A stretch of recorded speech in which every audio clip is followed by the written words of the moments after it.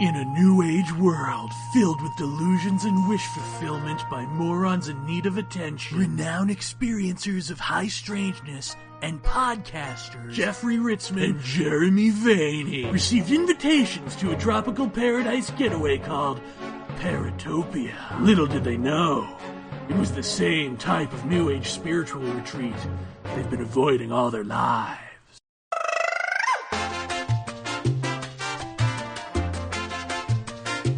Don't be shy. Skeptics shave away possibilities. They use Occam's razor. Come on, you can shake it. Yeah.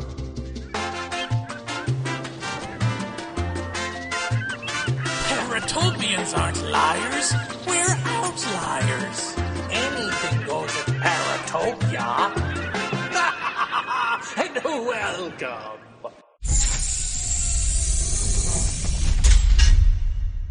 Hey Paratopia, it's Jeff Ritzman and Jeremy Vaeni with you again on Friday night. Yeah. And tonight, dare I say, Jeremy, another fantabulous show. Yes, we've got a doctor. Is there a doctor in the house?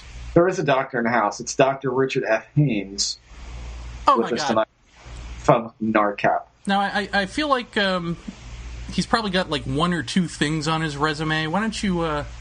Right. Yeah, why don't you let us know what's in his background so we get a handle on just the quality of guests that we have on this show. I'm going to read this very slowly. Richard F. Haines was born and raised in Seattle, Washington, and attended the University of Washington College of Engineering and Pacific Lutheran College in Tacoma, where he received the BA degree in 1960. He was awarded the MA and PhD from Michigan State University in East Lansing in 1962 and 1964, respectively, in the field of experimental psychology. After working at NASA Ames from 1967 to 1986 as a research scientist in numerous aeronautical projects, he was appointed Chief of Space Human Factors Office at NASA Ames in 1986-1988, where he directed research and development of the AX-5 hard EVA spacesuit, habitability design research for Space Station Freedom, and spacecraft window design. He retired from government service in 1988 and taught at San Jose State University as an associate professor of psychology while working part-time as a scientist in the Research Institute for Advanced Computer Science. From 1990 to 91, he has provided consulting services to NASA in various laboratory activities related to supersonic wind tunnel automation redesign and Space Station Freedom to ground bandwidth image transmission reduction. His interest in UFO phenomena spans over 20 years, with special interest in sightings by pilots, analysis of photographic evidence, and data on close encounters of the fourth kind. He claims that, quote, these three areas contain the type of data that will bring us to a successful discovery of the core nature of the phenomenon. Ladies and gentlemen, Dr. Richard Haines. Dr. Richard Haines, thank you for coming on the show. Well, it's my pleasure. Let's get right to this here. You know, looking at the NARCAP website and speaking to my pal Ted Rowe, it looks as though you're collecting data on sort of unidentified aerial phenomena. To what end? I know it's for aviation safety, but what actually happens to that data? What is the process of accumulating that data? What goes on after that? To answer that, let me step back just very briefly and tell you that NARCAP, being about 10 years old now, we set out with the original objectives of two things: to help improve aviation safety, as you just said, at the same time to collect credible scientific data that we could take to the science community to get them interested in this range of phenomena that we don't understand very well, but which impacts flight safety. Now, given that as background, in the 10 years since NARCAP has been in business, so to speak, we've done a lot of good work, and we have tried our best to interact, let's say, with the FAA, with aerospace and aeronautical organizations that are very concerned with safety, and we have found the doors closed. And so it's a little discouraging because we are all on the same team, but for some reason the initials UAP or UFO just turns them off. And it's almost an irrational kind of a response they have. So it doesn't matter how many letters you have behind your name, they still don't even want to hear this? No, that's right. That's right. So, okay, given that, 10 years later, what is the function of NARCAP? Well, we're continuing to stay the course, as our former president used to say. We're not going to give up. We would like to be proactive in the sense of preventing an accident with a UAP before it happens. And if that's not a reactive approach, which is the way much of aviation is these days, we often wait until an accident happens and then respond, put new rules into place or new training requirements or whatever, new stipulations by the FAA. I don't think that's the right way to go. That we know enough about this phenomena, and that's plural, by the way, that's not a singular term, that's a range of phenomena, that we NARCAP can work with the airlines, for instance, to help them develop training procedures in their simulators during what is called recurrency training. But at the same time, we can encourage our government to change their reporting forms and procedures to encourage pilots to make reports when, in fact, they're not doing so now. Well, you said it's phenomena plural, so what would be the basic categories that you've discovered? Well, a number of them.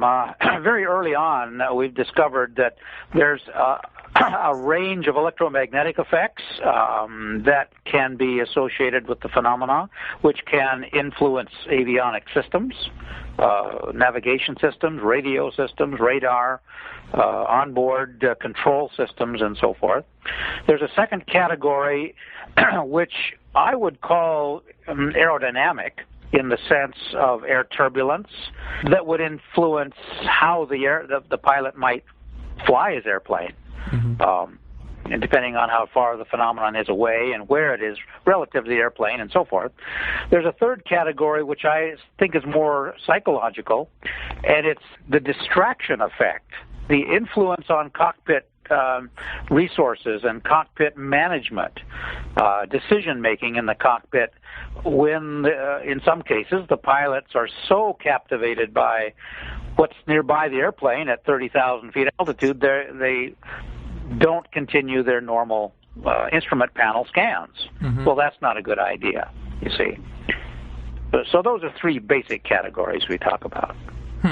And as far as just sort of having objects in the air that shouldn't be there, or something along those lines, I mean, is that appealing to anyone? That you speak to in scientific or political circles, that for national security reasons?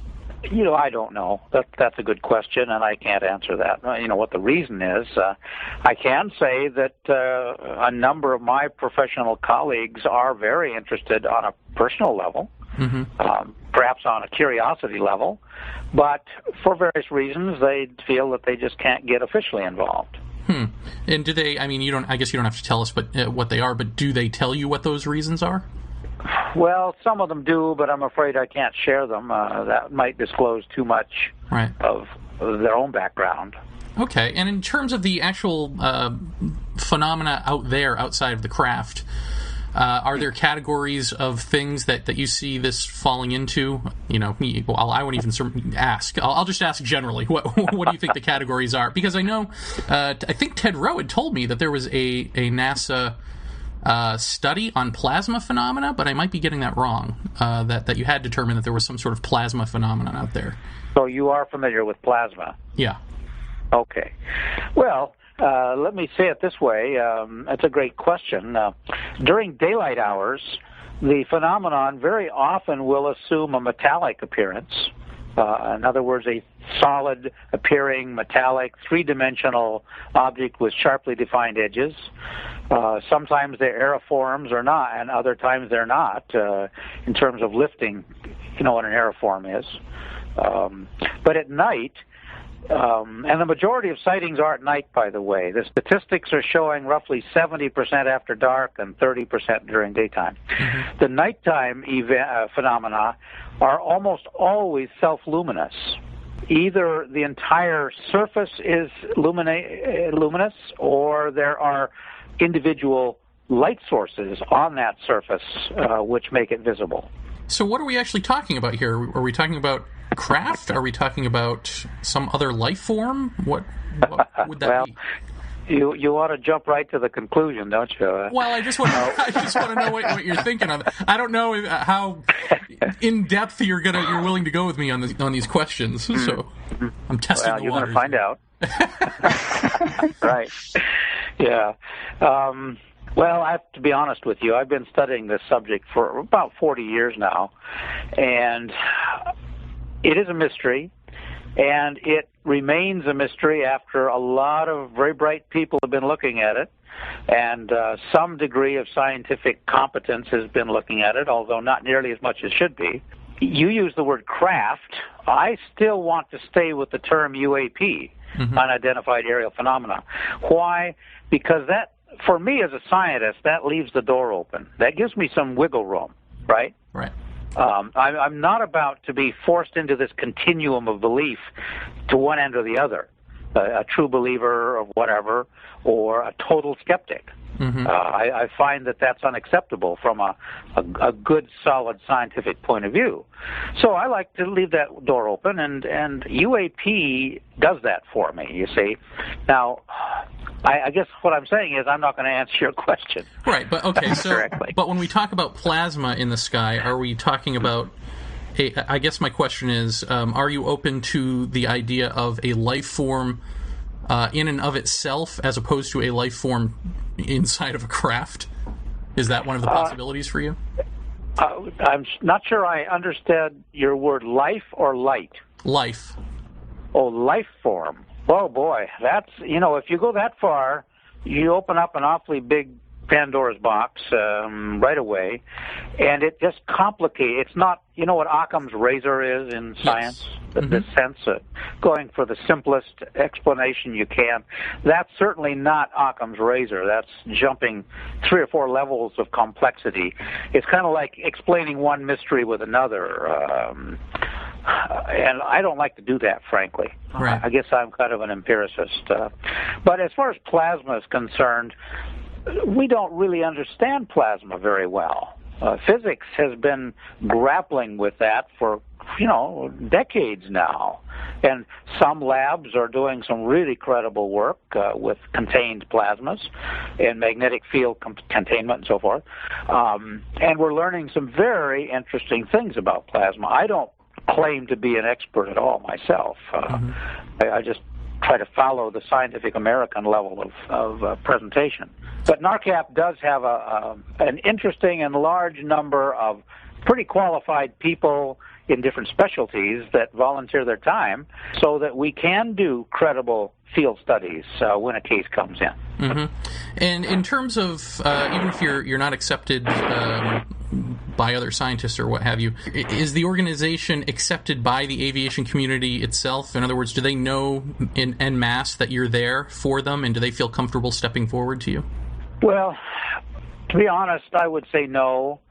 I don't know whether it's deliberate or just an oversight or what, but they're very busy. We understand that.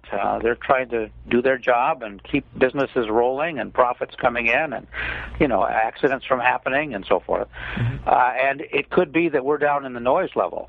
But having said that, I think your listeners need to know that bird strikes, airplanes running into birds, as happened over the Hudson River recently, happen, well, with a low frequency, but they do happen. Lightning strikes at altitude occur very infrequently, but they do happen. Wind shear, you know what wind shear is? Yes. Okay, well, wind shear doesn't happen very often, but it does happen. Well, And the FAA, historically speaking, has taken those three kinds of events very seriously and implemented various procedures and requirements and reporting and so forth to try to even further reduce their incidents or the consequences of their incidents, all right? Lots of technology and money's been spent. I can tell you that from our own research and statistical analyses, the probability of a pilot, a commercial pilot now, having a UAP encounter is about the same level of probability. And yet the FAA has not taken it seriously. And so there's something else going on here. Have you identified any sort of UAP hotspots? Geographically? Yeah. No, I haven't. If you look at the flight tracks of commercial aircraft in our country, they're pretty rigidly specified now, as you may know. They're called flight lanes or routes or airways, right? To say that the phenomenon is occurring just along those ways so that the pilot can see them is really begging a question here. You add in private pilots can fly much more broadly across this geography and at lower altitudes generally. You'd expect, and there are far more of them, by the way, in the air at any one time, you'd expect private pilots to be reporting these things much more frequently than commercial pilots. But that's not what we're finding. Now, that could be what's called a reporting error or artifact, simply because a lot of private pilots don't know about NARCAP nor how to contact us. So that may explain why, you see. I have, I guess, one more question about NARCAP, and then I'll turn it over to Jeff here. You mentioned that you have a staff of diverse backgrounds. So maybe if you could take us through what would actually happen if a pilot came to you. What are those various fields that you employ, and how are they relevant to a UAP sighting case? Well, the answer kind of depends on the nature of the case, the event, the details of what happened, and when and where, and so forth. Let's just take a typical commercial encounter at altitude, let's say. We have let's say a DC-10, 747, doesn't matter, A310 Airbus, at altitude on autopilot over our country, daytime. He has a close encounter. I'm making this up, by the way. This is not a case, just to demonstrate some points.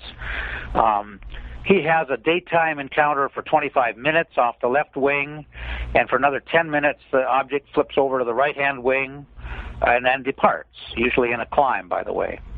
Well, once we would receive that detailed information, the very first things we would do would be to file a Freedom of Information Act request with the FAA, with the appropriate TRACON or center, over and below which the airplane was flying at the time. Well, in that case, we've got to know when and where it took place and for how long and direction and all that stuff, kind of the flight dynamics. And why is that? Because the FAA won't hold radar tapes over, I think, 30 days or approximately 30 days. And we need to get that request in very early before they would reuse the tape. We would contact the local controllers and talk with them. So I've done that on a number of cases. We would engage the services of a meteorologist to document the local weather, both from orbit, from satellite sensors, and from ground-based sensors, just to back up what the pilot said. We're not questioning the truthfulness of the pilot in any way. We're just trying to get an independent second opinion, if you will, that he said it was clear and visibility unlimited. Well, we can verify that, okay? So there's a meteorologist. If he experienced turbulence, then we would bring in an aerodynamicist who understands turbulence and have him, if not simulate, then at least cogitate on the geometry, where the phenomenon was relative to the airplane, and to see if it might have passed in front of the nose and left some turbulence in the air and so forth. Were pictures taken? Very seldom that happens for obvious reasons, although once in a while it does. The pilots are more and more carrying cell phones with them and so forth. So we would have the opportunity then, if they did get a picture or two, to analyze the picture. But I must say that photographs of UAP are almost worthless. They do almost nothing except prove that something was there. I would want to share the data from that flight crew with another flight crew who flies the same model aircraft. Mm-hmm. And ask them to imagine themselves in the cockpit and to rationalize the instrument settings, the radio navigation equipment, is it set properly, and so forth. Once again, just as a neutral, objective, secondary backup of what the crew said. Once in a while, when we do that, we find a hoax. We uncover a hoax. I mean, some guys claim to be pilots, and they're not. They just may be amateurs. They may want to get their name in the paper, or they may just want to screw us up. I don't know. So once in a while, not very often. So it really does pay to do that kind of an aerodynamic backup and crew backup. In some cases, I just investigated a very interesting case in Brazil, out of Sao Paulo, commercial flight going into land at the airport there, the busiest airport in Brazil. And it was about sundown, roughly. The sun was still slightly above the horizon. And the pilot was a very good witness, a good observer, and remembered a whole lot of details, which I encouraged him to work with an artist who recreated a color image, 2 images actually, of what he saw out the window. He avoided that object because both men thought they were going to collide with it and die. Literally, they were crouching behind their instrument panels. He turned off the autopilot and executed a sharp right-hand bank and went into a dive, all right? Mm-hmm. Well, my point is that the artist came up with some very useful and interesting details based upon his memory that we wouldn't have had if the pilot hadn't worked with the artist. So there's another technique or person that often can get involved. Mm-hmm. Another possibility is what I call digital audio. We have a very highly experienced expert in California who has his own studio and equipment to extract the signal from noise. And so if we get a ground-to-air tape recording or an air-to-air that has a lot of background static or whatever, noise of various kinds, he can pull that out. And sometimes it demonstrates some very interesting voice inflections, interpretations of words that might not come through otherwise. And that's a very long-winded answer to your question. No, that's great. That's some of it. Well, let me, Jeff, if you'll allow me, just one follow-up. Yeah. So have any of these pilots ever reported anything that is... well, I guess a term for it would be cultural overlay. Like maybe they see something in the sky that makes absolutely no sense. For instance, Jeff has worked on cases where people have reported seeing an upside-down Star Trek ship or an 18-wheeler truck in the sky. You know, things that these people can relate to, but they didn't necessarily seem crazy. They just seem to be seeing what their psychological filters would allow. Have you ever found any of that? Yes, I have to admit I have. And they're very difficult to understand. Now, I'm basically a psychologist by training and education. And so I enjoy those kind of cases just from that standpoint, just to get into the person's head, if you will, mm-hmm. and to perhaps use hypnosis to go back to another image, a submerged image, perhaps. But the answer is yes, I have, and they are very difficult to explain, to understand. And if we dwell on them, we further lose the support of scientists. Mm-hmm. They just don't want to deal with that at all. It just gives them another excuse to turn their back on the whole thing. Right. Okay. Jeff? Wow. You took all the good questions, Jared. Thanks again. Another great show left for me. Dr. Haines, I think what I first had written down here to ask you about was going all the way back to the first question, which is, NARCAP's motto kind of to be improve aviation safety and enhance scientific knowledge. And the things you mentioned, like birds hitting planes and wind shear and all of these different things that can happen in the air, I see things like that as almost somewhat, you could more or less, I think, educate someone on how to avoid certain hazards in the air. But when we're talking about a UAP encounter where, I mean, frankly, these things are reported to be able to fly rings around anything we got in the air, is there a way really to educate someone on safety issues besides what you mentioned about leave the shock and awe thing behind and pay attention to what you're doing? Is there a whole lot more that you can really train someone when something seems to be that erratic? Okay, well, Jeff, that's a great question, too. And we've discussed that within our board for some time now, some years, because we don't want to suggest things that are foolish or wasteful, that would make us look silly. We want to help save lives. Sure. Statistically speaking, we've gone on record on our website by telling the world that we do not feel there is a direct threat to aviation safety with a collision with one of these phenomena for a simple reason. And that reason is that statistically speaking, the phenomenon gets out of the way in time. Right. Airplane doesn't get out of the way, the phenomenon gets out of the way. Now, that's, if you take that seriously and think about it, rationally, that says a whole lot. That says an awful lot about perhaps the technology that's being used, what I would call thrust management. That's what an aerodynamicist would refer to. How they manipulate energy. It says a whole lot. So we can't, in good conscience, say to the airlines, well, they'll get out of your way.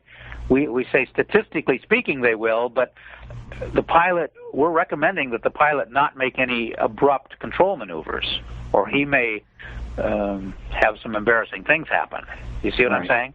Absolutely. Yeah, I was just wondering, because that's, it's such an erratic thing. It's like, how do you tell someone to respond to that? And like you say, they do get out of the way. Has there ever, to your knowledge, been a very serious collision of any kind that resulted in, aircraft damage, significant damage? Well, that you can talk about? If you go on our website, there's a section in there called Technical Reports, and our technical report number 1 that I wrote back in 2000 actually contains over 100 incidents, we call them, of aviation safety. And it's a historical summary, basically. I invite you and your listeners to do that, to take a look at that report, and you will find at least one case in there, which by the way, is an Air Force case, where the plane crashed. Oh, another thing I need to point out, Jeff and Jeremy, that NARCAP really is just a United States organization. We're very interested in foreign cases, and we do have foreign advisors, technical reps for many countries now, but we're only concerned with American registered airplanes. And so, for instance, if, let's say, American Airlines, just to use an example, is flying over Brazil and has an encounter, a sighting, we need somebody in Brazil who can run some interference for us and get some good data, you see. And so we do. We have a couple reps in Brazil and in 12 other countries now. Likewise, if they are impressed enough with what we're doing and feel that they need their own organization in their own country, we stand ready to help them set up NARCAP Brazil and NARCAP Portugal and NARCAP Canada and so forth. Sure. And in fact, we've done that. I think that our first interaction was on the O'Hare case, and I was sending you some imaging from the singular photograph and the maps and all of that, and we appreciate that very much. I appreciate the mention in the report. I'm very proud of that. Did you view that as I'll put it to you this way, in my opinion, and I knew nothing of aeronautics, that seems like a really dangerous situation for O'Hare Airport. Did you see that as this is a very serious, hazardous event that happened I mean, granted, they handled it. There apparently was no accident of any sort. But I know from speaking to one of the witnesses that, they held up people from landing. And that poses a whole nother problem for something as congested as O'Hare is, when you've got, planes doing round robin around the place to try to get time to land. Did you see that as a really hazardous case? Well, are you asking how hazardous was it on a scale of 1 to 100 or something? Sure, let's go with that. Well, yes, it was hazardous for the reason that how can air traffic controllers keep airplanes apart if they can't see them? And as you know, this whatever this thing was at O'Hare back in 2006, I think it was 6, wasn't it? Yes. Yeah. It was not on radar. We've confirmed that ourselves through FAA tapes. It was not seen from the tower. However, it was seen visually by a rather large number of people on the ground at the airport, both airline of employees and passengers. Okay. Well, what do we expect our FAA to do? And I'm going to their defense right now by saying this. If I were tasked with the FAA tasks, given the rather old equipment we've got, radar surveillance equipment, there's not much I could do either, you see. Right. And so it's kind of like 9/11. The FAA's response there was, I think, exactly what it should have been, and that is to divert all airplanes immediately to the ground. Right. You see. Right. And by doing that, you're isolating the signal from the noise. Well, do you, and this is something that I ponder about a lot with that case, because in speaking with the one witness that I did in particular, who gave me such graphic detail of what this thing looked like, and it almost sounds familiar to things I've personally seen and instances and details that I don't think anyone could have made up. I have to wonder, and I'm curious what you think about this, is that we've got a very busy airport, very congested airport, with an object hanging over top of it that no one knows what it is. And we don't see any, in a post 9/11 world, we don't see any kind of anything out of the military to check this out, or any kinds of planes scrambled that we know of. Do you find that weird, or what do you think would be the reason that they wouldn't have checked it out? I mean, this was an extended sighting, by all counts, of what we think about when we think about an unidentified object sighting. This was rather lengthy. So I'm wondering, what do you think that was all about? Oh, boy. One of the Freedom of Information Act requests I submitted was to the Air Force at an air base near O'Hare. Okay. And, of course, I did that asking for scramble-related information, and I never received any reply from the Air Force. And I don't know how to interpret that, of course. There could be a number of reasons. But nonetheless, the government, it is a government organization, and it is required by law to reply, and they didn't reply. So what does that mean? I don't know what it means. I don't want to jump to conclusions. Yeah.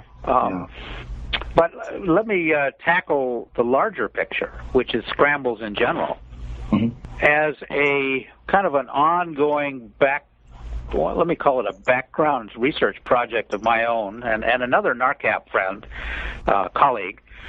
We have been collecting and, analyzing, let's say, statistically, reports where airplanes these are ground witnesses now, not flight crew witnesses, where airplanes are seen flying across the sky and an object comes and flies along with it, so to speak, either behind, ahead, above, or beside, whatever, and what it does and so forth.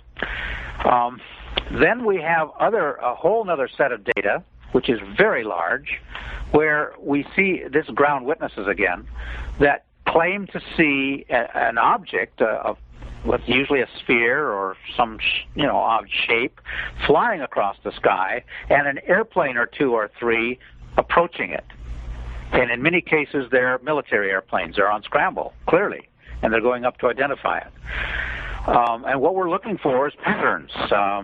We're trying to extract some wisdom here from a lot of data. There's a whole lot of scrambles going on to identify something.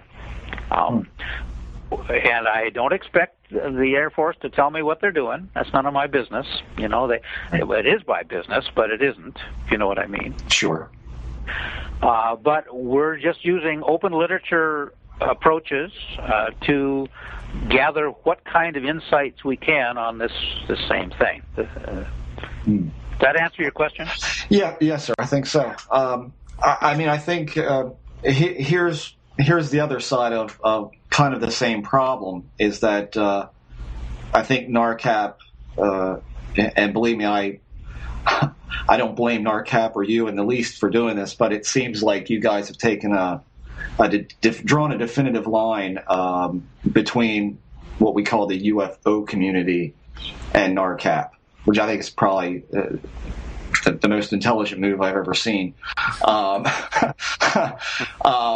But when you reach that point of saying we need to draw this separation, we need to, in order to be taken seriously, we need to draw this line. Has that ever hindered any investigation, knowing full well? I mean, I've been in this thing for 20 years, and I know how territorial that some UFO researchers can be with their witnesses or their data. Has that definitive line that you've kind of drawn there, has that ever hindered an investigation that you've had to do? Yes and no. I would say on the major cases, it is not. On some of the more peripheral, what I'd call incidental cases, it has. And that's fine. If people don't want to cooperate with us, that's their choice. We're in this for the long term, and truth is truth, and we will get to the bottom of it eventually without the incidental cases. But we're trying to be as helpful to others. We're publishing everything. We're not keeping anything back from the public. We respond to requests for information. We have actually had some of our technical staff who volunteer, by the way, to help other organizations with some of their studies. Right. When it's appropriate, and, you know, I mean, that gets to be an expensive thing sometimes, and right. We don't have all the time in the world. Sure. In terms of, I would say, big name sightings or big name events, I mean, one of the first ones that comes to mind for us on this show is that we've had Dr. Maccabee on a few times to talk about the Pensacola Gulf Breeze area, and we've mentioned on the show about places like the Hudson Valley, Pine Bush, New York, places like that. Has NARCAP ever done anything in the way of looking into the Gulf Breeze situation? Not necessarily the Ed Walters stuff, but basically the plethora of things that have been cited down there over the years. The answer is no. We're into aviation safety. Mm-hmm. But I will share with you a personal study I did. Sure. Ed Walters sent me 3 photographs, probably a year after the basic event, the alleged event.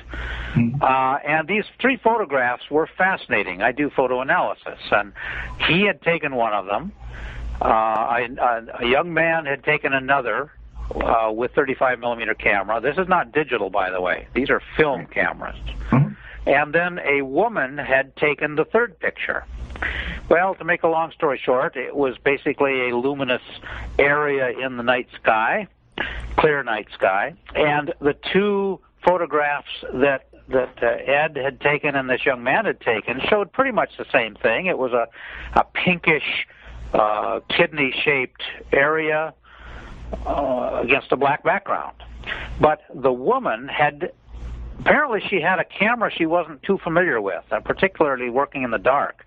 And so she didn't take it off of a time exposure. And so as she's holding this camera, trying to center the light in the sky in the center of the field of view, the shutter's open. And so the image gets smeared all over as she wanders around, right? Right. Well, I'm glad she did, because... And then the shutter finally shut, by the way. I think it was like an 18-second exposure. before the film finally Wow. said to itself, "I've got enough light on it, I better shut down." Right. Well, what is fascinating to me is that which I've done, I look at what happened along that line smear of light from the shutter open to the shutter closed period. And you know what I found? Spots of color that change in the oddest way, as if it's strobing, but each strobe is a different color. Wow. Yes. Yeah, wow is right. And this was the same object shown in the other two photographs taken practically at the same time, not quite, which show a single kidney-shaped, pink, self-luminous phenomena in the sky. Right. It has nothing to do with aviation safety, nothing to do with NARCAP. It's just, to me, a fascinating piece of the puzzle here. Right, right. Have you at all had a chance to look at any of the daylight video footage that was shot down there of I don't know what amounts to looking like a silver ball that seems to shoot away, and it's just a ridiculous, no acceleration whatsoever. It's just here and bang, it's gone. Have you taken a look at any of that? No, I haven't. Okay. And that kind of leads right into the next thing, which I'm curious if you yourself or NARCAP in general has ever had opportunity to study something directly. In other words, repeat sightings or repeat phenomena in a certain location. We had Ted Phillips on, who spoke about Marley Woods and everything that goes on there, which seems to be like an ongoing phenomena that seems to be visible. Have you guys ever had an opportunity to study anything like that? You mean ourselves personally? Yes. No. Unfortunately, the phenomenon isn't that cooperative. Well, yeah. You're telling me. So, into the weirdness here, because that's kind of what we're into. In reports that you get from pilots, sometimes these things, as I understand, get ridiculously close, as you just described to us. In the area of maybe something that you wouldn't necessarily want to put into a NARCAP report to throw out to everyone, have you ever heard those stories from a pilot that said, I think I saw something? I was reading earlier on Top Secret Testimony site that you had pilots describe things that seemed to have a canopy on top, a disc with a dome on the top, and where extra detail was seen inside. My question would be at that point, what sort of details do they see? Do they see something moving inside of it? Is it just additional details that they can't quite make out, but it seems more detailed than the rest of the object? But towards that end, it's kind of a twofold question.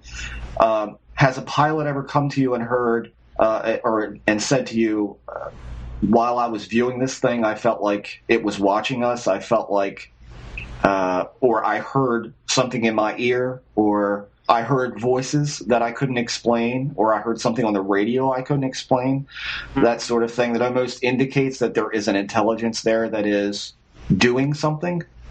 Uh-huh. Well, you've asked 3 or 4 questions all in one there. Right. I could approach it from a lot of different points of view. You may or may not be aware of the fact I wrote a book a number of years ago called Close Encounters of the Fifth Kind. And in this book, I took a pretty close look at cases from around the world where people had deliberately tried to signal to the phenomena. Okay. And in each one of these events that I documented, they got a signal back. And then the question is, my concern is, was it an intelligent response? All right, and how do you prove intelligence? So based upon that book, you'll find quite a number of pilot cases in that book, but also ground witnesses as well. I came to the, I think, rational view, based upon that data, that there is an intelligence behind the phenomenon. And don't get me started, because that would take another 3 hours to go into the details of CE5s. We got time. I do recommend the book. I really would rather stay focused on flight safety. Sure.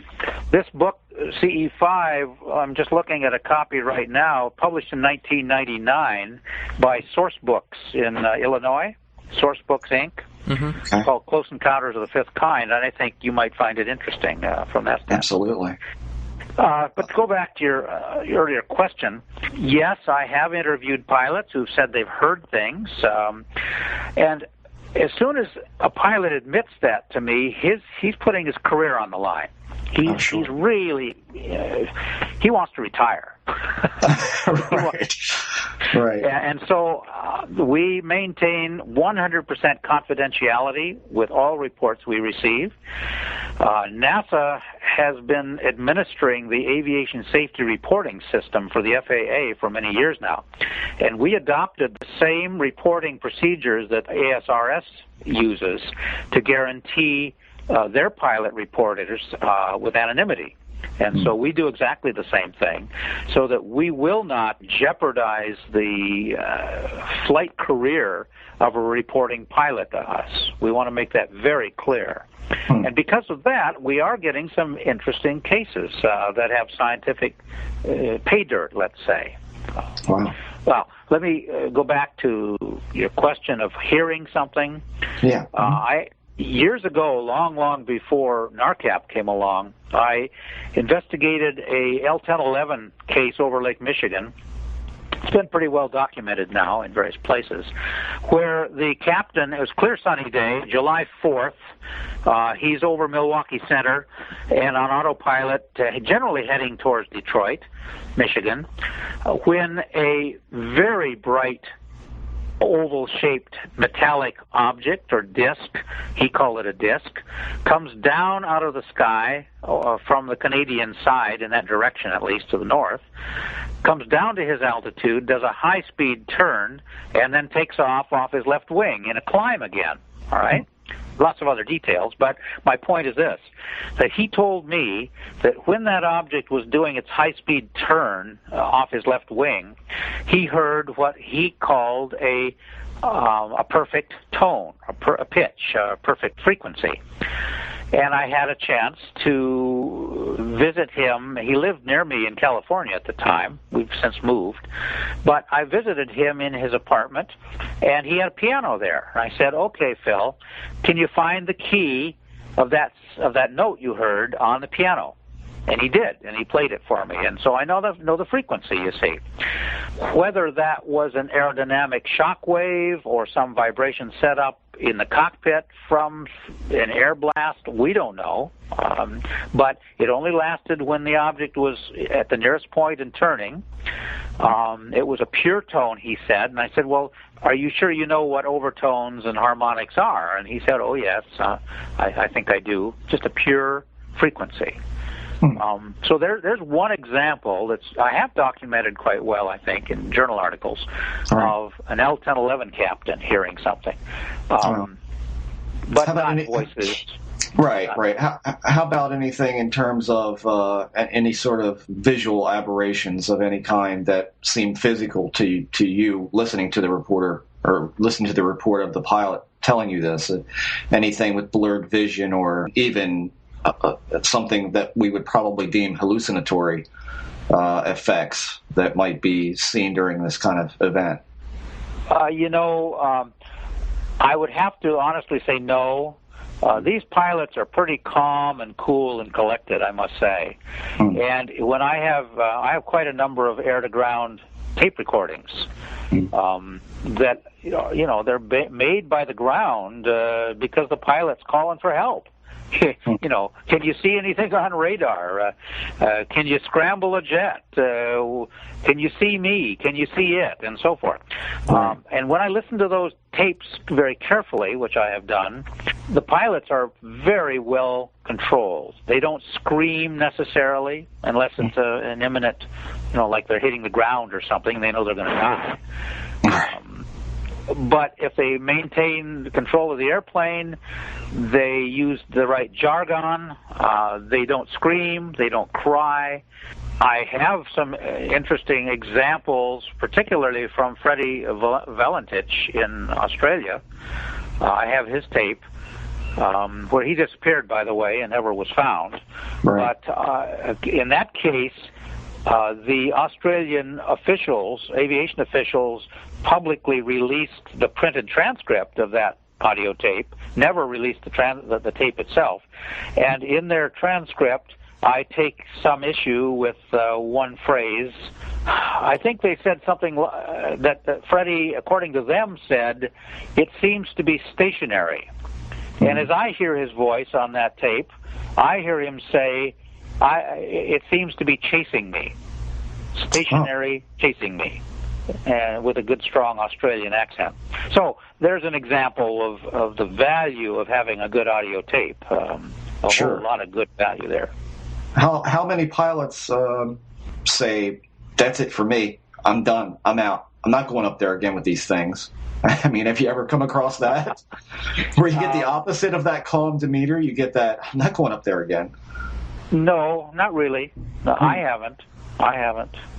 These guys, I respect them very much. They're under a lot of stress and strain and rules and regulations, and no, they take their jobs very seriously. I think we can be very proud of the job they're doing. We just want to work beside them and make this flying safer. Sure. Jeremy, fire away, my man. All right. I guess I sort of have one more, big question I've been formulating as I'm listening here, which is, in terms of the alien abduction realm, we've interviewed people, and I've spoken to researchers who they want to create a story that's sort of, socially acceptable, or something they think the media will understand, which is little doctors come here and do X. So they treat any sort of high strangeness aspects of their cases as outliers. I've also met great UFO witnesses who you would, see in the top 10 list of greatest UFO cases of all time. I've met with some of them, and they have extraordinary other stories that go along with it that they'll never tell for the same reason. They want the media to take them seriously. And at the beginning, I heard you say sort of the same thing, which is, well, NARCAP wants to be taken seriously, but if in 10 years that hasn't worked, is there at any point, do you say to yourself, okay, it's not working and it's a little disingenuous to not present the whole picture? Do you think it would be more helpful to present the whole picture with the high strangeness, the whole kit and caboodle, at a certain point when you realize these people ain't going to listen to us either way? Well, I can't answer that until I know what you think the whole picture is. Otherwise, I'm just agreeing with your definition. Well, the whole picture of whatever your data shows, so that you're not. What you're asking keeping is out reports of the cultural overlay stuff, for instance, that you think is like, well, maybe that's a little embarrassing. We can't include that. We can't talk about it. Whatever it would be. Uh-huh. Well, what you're really asking is, do we share our outliers? Yeah.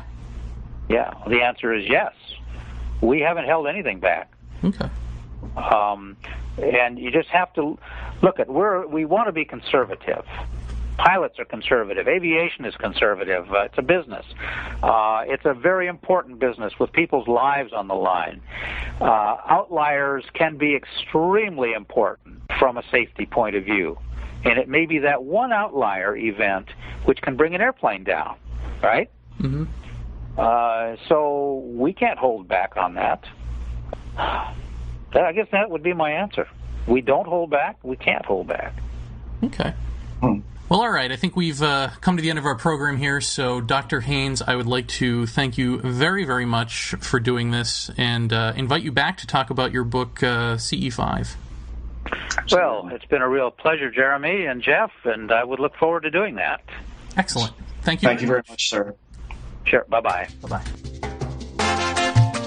This is Ted Rowe from NARCAP, and you're listening to Jeff and Jeremy on Paratopia, and I'm not.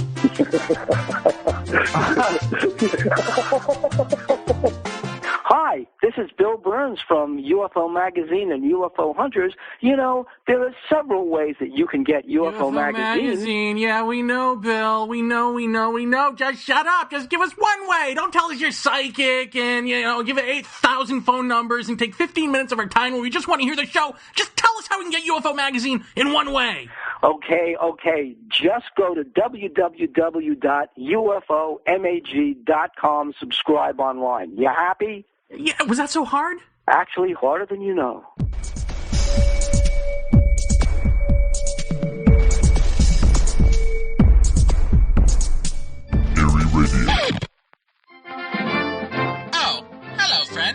citizen? Do you like comedy? Do you like deep discussion? Do you like the greatest guests in the paranormal fields of the Earth? Of course you do. Then you'll love Paratopia. So won't you please join us at www.paratopia.net and be a good citizen, friend.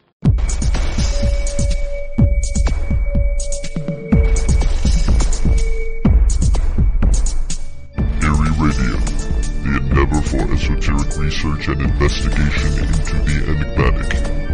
Eerie Radio is a weekly podcast that features interviews with the world's leading paranormal researchers.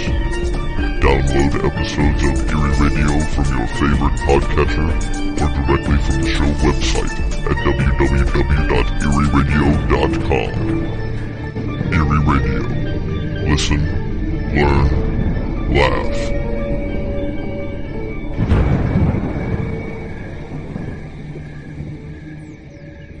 So, Jeff. So, Jerry. Should we patent that at some point? So, Jeff, so, Jeremy? And so the Jeff, and so the Jeremy. That interview was, and this is no insult to Dr. Haines, 1,000 times better than I thought, because I thought that he would be even stricter in not wanting to even talk about parameters of this UAP phenomena, you know? I knew he was going to be awesome. You can sit back and go, well, why won't he talk about this, and why won't he talk about that? You know what? How many times you heard, that Dick Haines, what a fruitcake? Or, have you heard what Dick Haines is saying? No, you never hear that. You know why? Because he's a real researcher. Because he's a serious man, because he's a scientist, because he's a doctor. This is why. I mean, this Greer's guy a is. Doctor. You know, why don't we afford him the same care and love that we do? If you were here, I'd slap you for even saying that name. He was an emergency room doctor, from what I recall. Around someone with as much integrity as Dr. Richard Haines, I would slap you for it. I say it with jest in my heart. Well, I hope so. And I'm going to absolutely go snatch that Close Encounters of the Fifth Kind book and read that, and I'm glad that he's agreed to come back on the show, because I find that all fascinating. Yes, absolutely. Is that available on Amazon, do we know? How about you ramble, and I'll take a look and tell the listeners? Yeah, it would have been good if we'd planned this, but oh well. Nobody minds. Well, I'll ramble while you look that up, and my rambling will be completely off topic. It's this. So I wrote a hit piece, I guess you could say, on exopolitics for the last issue of UFO magazine. Basically saying Stephen Bassett is a cult leader. It's a cult. I laid it all out. It's at least cult-like thinking, if not an actual, religious cult. It follows the same rules and regulations. And Bassett is livid about that, of course, and so I guess his next column is going to be sort of answering those charges without answering me directly. But he also wrote a letter to the editor, which, for various, technical reasons, really, is not going to be published. They may publish it on their website, ufomag.com, but I doubt it. Well, I guess that the technical reason would be that he put a spreadsheet in there with listing all of the guests he's ever had at the X conferences, as if to prove that these are anomalies. These Alfred Webers, Michael Salas, Stephen Greers. He actually has great guests, and no one's arguing that he doesn't have great guests. We're just arguing that they are marginalized by the craptasticness that is Alfred Weber, Michael Sala, Stephen Greer. So. And I don't have that letter. Nancy Burns read it to me. She was going to send it to me to maybe do something with for the show. But ultimately, I don't feel like going down the list of things that he says I got wrong that I did not, because I think like anyone listening to this will know that it's self-explanatory.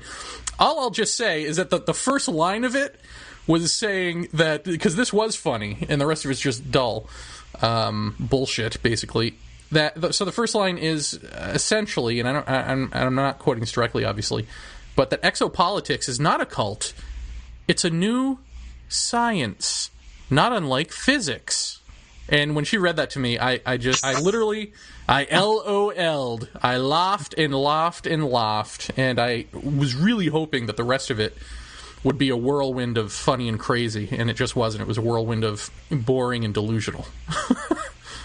Well, if I may interject here and talk about something actually relevant and important, CE5, Close Encounters of the Fifth Kind, is available on Amazon. All one need do is look up CE-5, Close Encounters of the Fifth spelled out kind. And there it is, from Richard Haines, June 1999 paperback, new and used from a measly $9.47. Go buy it. Yes, I'm on it. There's about to be... instead of 18 used and news, there's about to be 16. Be aware. So, all right, getting back to one Dr. Haines. I was really hoping to have Ted Rowe on this episode, but didn't work out that way. That's all right. We'll have Ted on yet again eventually. Yes. I'm certain. So what do you think there, Jeff? What do you think about the work NARCAP is doing? I know prior to the interview you had some concerns just in terms of what exactly are they what are you doing all this for, 10 years out, if it's ineffective in the ways that they want it to be effective. Any thoughts? Well, I mean, I don't think it's ineffective anymore. I mean, I'm glad he explained exactly what the concerns were regarding aircraft safety. I get that now. I get a little better what that all means. I think, like I asked, what do you do against something? How do you evade something that you really don't know which way it's going next? It's so erratic. But you know what? He's right in the sense that they usually get out of the way. It's not like they're running into airplanes anywhere, that sort of thing. But to me, it's kind of, I don't know. I think if I was an airplane pilot and I saw something like that was on one wing 1 minute and one wing the next, I'd be like, you know what? He could turn sideways and go through my 767 like a buzzsaw, and there wouldn't be a damn thing I could do about it. And it's true, they could, but they don't. Isn't it strange that we live in a world where people are reporting all the time, pilots are reporting all the time, something else in the sky with them that they don't know what it is, and it's interacting with them, and it's like, if you blink at them, they'll blink back or whatever. Sure. And we're not allowed to talk about that. Like, that's not something that... I mean, think about the nesting doll of strangeness that is our society. So that's one. And then within that, the little doll within that doll is that certain people believe that if they narrow down the focus, let's say, and create and then cut out outliers based on what they think people who don't accept or talk about any of this to begin with will accept and talk about, then even if that were to occur, which it doesn't, we'd still not be getting the full picture of what's going on here. So it's like, and it just seems absurd on its face the more I think about it. Because I used to think, like, Bud Hopkins and all those people were, maybe they had a point. It's like, originally, of course you want to present this to the media in a way that's digestible. But that assumes that they would digest it in the first place, and they showed no signs of digesting any portion of this in a realistic way from the get-go. So why are we watering it down? I don't know. I mean, really, when you think about it, and we've talked about this before, is that all of the things you just mentioned in association with all of the other absurdities in this, it just, something about it doesn't seem like it's all us or our mentalities. It seems like there is something else that's at play there. I don't know what. I'm just saying it's just weird that that the people who, just for instance, in Dr. Haynes' focus is airplane pilots, the guys we put our lives in their hands. Hundreds of people, in probably one pilot's day, put their lives in his hands. And this guy sees something unusual in the sky that he doesn't know what it is, but it's clearly there. It looks to be intelligently controlled. And he's got to be afraid to talk about that because he'll lose his job. I mean, really? You're a pilot. What? You're in the sky. You see a metallic craft-looking object. What? You signal it. It signals you. It flies away so that you don't crash into it. You call home and you say, "Honey, I just saw this thing." And your wife says, "That's great, dear. I hope you get home safe." You talk to your boss. You say, "I just saw this thing." And your boss says, "Cool. Desk duty." Yeah. How about we not talk about this? Or, yeah, I mean, sure. Stuff flies around in the sky and it communicates with you and then it leaves. No problem. Anyway, next subject. What? How is this reality? Doesn't it bear interesting similarities to what we've said about the government quote unquote cover up, which is that they really don't know what it is and they'd rather just not talk about it. Right. Let's just not talk about this, because if we talk about it, it'll mean that there's something here that we can't defend you against, and therefore we're irrelevant. So let's just shh. Yeah, and the more and the more you look at this just pure UFO data from the NARCAP standpoint, the Rich Dolan secret space program just doesn't hold water. I mean, it's not us doing this. I mean, for years and years and years and years, for decades in and out, since the dawn of flight, we have not been buzzing our own planes to buzz. I mean, that just is not happening, right? And so that's not happening. That's part one of there's no secret space program. And part two is, since that's not happening and it's something else and it continuously occurs, then we don't have any secret weaponry that can defend against it, or we would be. It wouldn't be happening anymore. So, the end. We got what we got. We're stuck on a rock. Deal with it. You know, I asked Dr. Haines about O'Hare, like, how can a clearly solid object hover over one of the busiest airports in the known world? I mean, an airport that people literally put up photographs of. Look how congested this airport is. Isn't this crazy? Post 9/11 and no response at all from a couple of wingmen, you know? Not a response at all. And, you know, part of me thinks they didn't know it was there and they didn't believe it was there.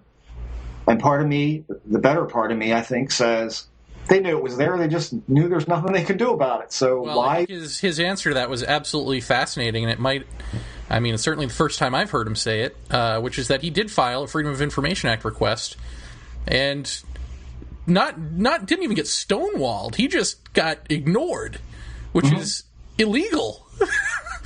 Yeah. I wonder if there was any follow-up with that, or if maybe he was just like, I'm not going to step on these toes. I guess we should have asked, but... You know, my way of thinking about it is if they had scrambled, two F-16s up there to go buzz this thing around or chase it away or do something, then that would be acknowledging that it's there, and acknowledging that we got to get around this thing and, circle it and maybe fire missiles at it. What are we going to do? So to do that is to officially acknowledge that we saw something. And then, of course, you'd have witnesses on the ground saying, we saw, military jets buzzing this thing. They know it was there. They knew it. And, God knows, after 20 minutes, how does the government not know that there's maybe video cameras rolling or a TV station rolling on this thing? Maybe they didn't know that. What is the nature of the discrepancy between the people in the watchtower not being able to see it and the people on the ground being able to see it? Is that an atmospheric issue, or is that this was not a 3D object in the sky issue? What would that be?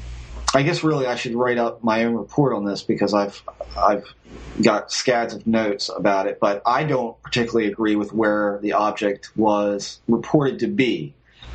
In other words, I think that they. Let me look at my notes right here. Here's how prepared we are on this show. I'll tell you. Yeah. It sounds like we're asking written down questions, and yet no. And I'll tell you why. Because it's been so long since O'Hare that so many other things have been going on that, frankly, I just haven't paid a whole hell of a lot of attention to. Keeping my files nice and neat, and by the fact that I lost a computer and went out and bought my Mac, I lost a lot of files. So I had to go through all of my Gmail today in the hopes that I would find these files. And I did, in fact, find a few. Not exactly the ones I want, but I managed to throw together something that I did want to bring up on the show, but opportunity just didn't present itself for me to do that. And I had other things I wanted to ask about. So I have a file here that, I called O'Hare. And in there, I'm looking at a map that I had from the case. Now, the eyewitness reports that we initially got was that this object was over gate C-17, and that's where they say it was. I'm going to post this map on the message board when this show airs, so you can see exactly where C-17 is. I have basically a Google labeled map of all the roads. Now, I spoke to an eyewitness who said that they were at the intersection of a road that was right next to the airport, Mannheim Road. Now, this person is listed, and NARCAP did interview this person, so I just talked to her first. She was at the intersection of Mannheim and E. Irving Park, which bends around the one corner of the airport. I asked her, on what road were you sitting? She was getting ready to make a right-hand turn. And at that point, we had the photograph. Now, everybody remembers the O'Hare photograph. There were a lot of fakes, but there was one single interesting photograph. And in that photograph, you saw what looked like an M&M on its side in the air that seemed to have a dark-colored bottom and a light-colored top. And it was a very, more or less, kind of an overcast day. I went through a lot of work to identify what could only be, in my opinion, the runway that this was shot from. I found nothing about this photograph to be faked in the sense this object was composited in. It looked like it was an object that was truly in the picture. There were other issues which I'll talk about on another show, but there was only one runway where this could have been taken, in my opinion, because I look at the angle of the runway, how many sections there are, and where the plane would have been. It's obvious somebody took this from a plane because you don't get on the runway without one. From there, I said, I think the approximate line of sight of this object should be in this spot. And that, I'm looking at the label, well, I'd have to get the label of the PSD file. I did an overlay of what's the name of the runways. And keep in mind, this is on the other side of the airport from gate C-17, where this thing was allegedly supposed to have been. I asked the eyewitness, now that I know where this thing is, from your line of sight, sitting at this traffic light, where was the object? And she didn't say to her far right. She told me up and to my left a little bit. That's exactly where I had it pegged on the map. So, if people in the tower were looking towards gate C-17, I don't know that that's where it was. Will that explain it? I don't know. All I can tell you is... Why did people say it was at C-17? I don't know. Did it move? I don't know. Were there two of them? I don't know. I mean, that's the thing. What do you know, Jeff? Not a hell of a lot. Tell us what you know. What you've got is a discrepancy for me that I could just easily say, well, the picture's a fake. But the problem with that is, how would I have a witness who hasn't seen this photograph, who doesn't know that I know where I've pegged this thing in a line of sight to her location? How would she know exactly where it should be? That doesn't add up to me. So I know that everybody says this object was spotted over gate C-17. But in fact, from my witness, from the map, from the photograph, those three things are telling me it was over an opposite runway on the other side of the airport. Where she said it was to her line of sight is exactly where it is on the picture. So did it move? I don't know. Was everybody looking and seeing it? What was it visible in multiple places? Could it have been one thing and visible in multiple areas? I don't know. We don't even know what we're dealing with, so how can we say? Could it have been two? I don't know. I mean, I don't really have any. I don't have any good answer. I mean, I thought to myself, could it be that the photograph and the witness were both fake, and one preceded the other, and In other words, this witness I spoke to was responsible for the fake photograph and therefore had it all planned out. In speaking with that witness, there's no way. I mean, no way. I questioned her round, and she never faltered. She never added to anything. And plus, her description of the object was so incredibly detailed because she said that I threw myself open to it. I'm standing there in the international parking lot by this point. She's standing in the international parking lot looking at it and taking in every bit that she can comprehend. And she said, I know this is going to sound really dumb because I asked her, give me detail. What did this thing look like? Said it looked like it was spinning. It was still, it wasn't wavering about. And she says, I know this is going to sound really dumb, but the bottom of it looked like it was covered in gnats, like little fine black bugs crawling all over it, Mm-hmm. And I said, kind of like static on a TV? And she says, yeah, but really fine, and kind of undulating these gnat-looking things were just kind of undulating all over the bottom of it. I was like, yeah, well, that's too dumb to make up. That doesn't sound like, to boot, I've seen objects sort of like that, with that kind of characteristic about it. So speaking with her, she was aghast over it. She was completely fascinated. And you could tell this was no actress. This person was telling me the truth. So I don't believe that she had anything to do with faking anything or was lying to me. So she would not appear on a primetime live special anytime soon? Absolutely not. Excellent. Absolutely not. I know who she is, and I'm sure NARCAP knows who she is, but I talked to her on the phone for a very long time, over the course of a couple of days. As the hoaxes were coming out, I would look at them, and then I'd say within, 20 minutes, I'd have the fake, the one that the fake was generated from on Google, like, okay, that's fake.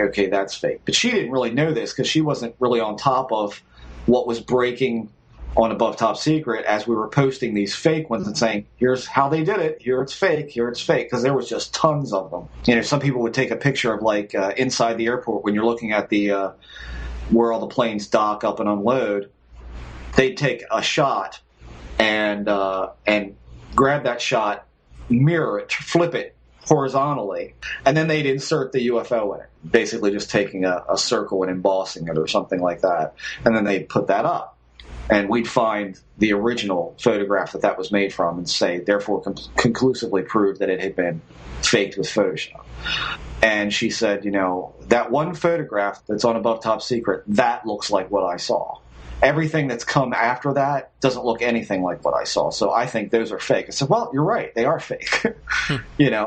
That one we can't figure out. That one we just can't seem to get our heads around. It's very interesting. So... that was... if we're going to do this much after chat on O'Hare, you might as well tell us now what was the problem with the photo. There was a couple things wrong with it. Number one, it wasn't a really great resolution, number one. However, it's totally what I expect from a cell phone camera. Completely consistent with that.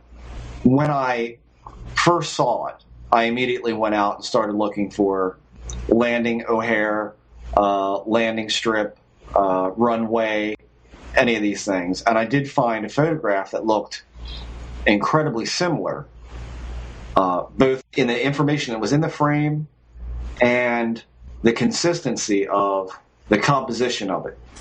The difference is that the picture I found was on a Japanese businessman's site. It was showing congestion coming into, that's why we call it the congestion shot. He was showing like 3 planes coming in right on top of each other practically. It was ridiculous. And I looked at that and I said, that's what it's got to be made from that.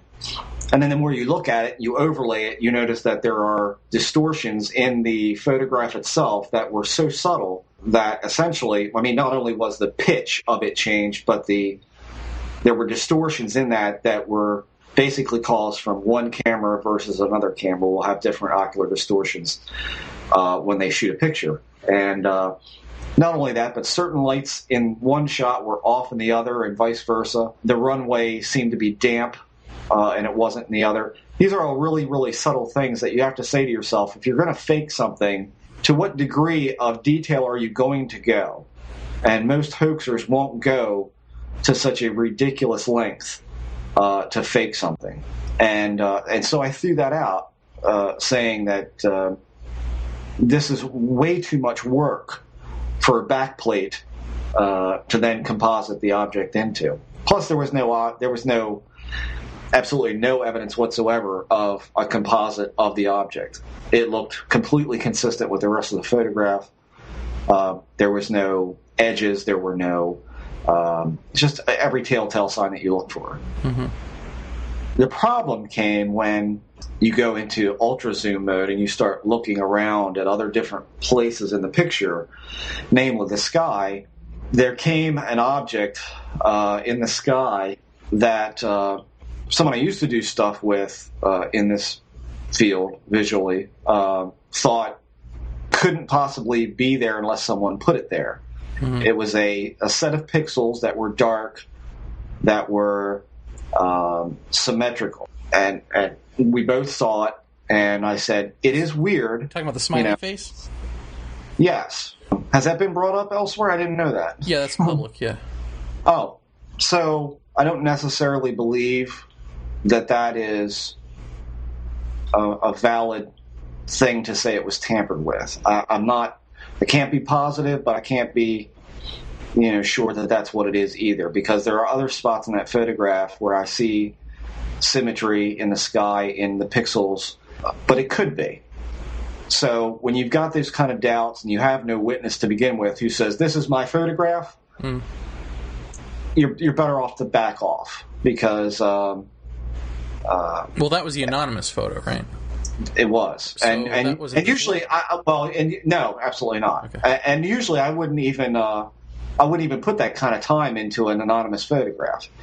But knowing the climate of this airport and what we were hearing about, nobody wants to talk about anything, and they told us to shut up and all of that, I thought, well, I'm not surprised it's anonymous. Let's just see what we got. And the more that came out, the more interesting it became. And then the witness came, and I walked away from it, over 48 hours straight later.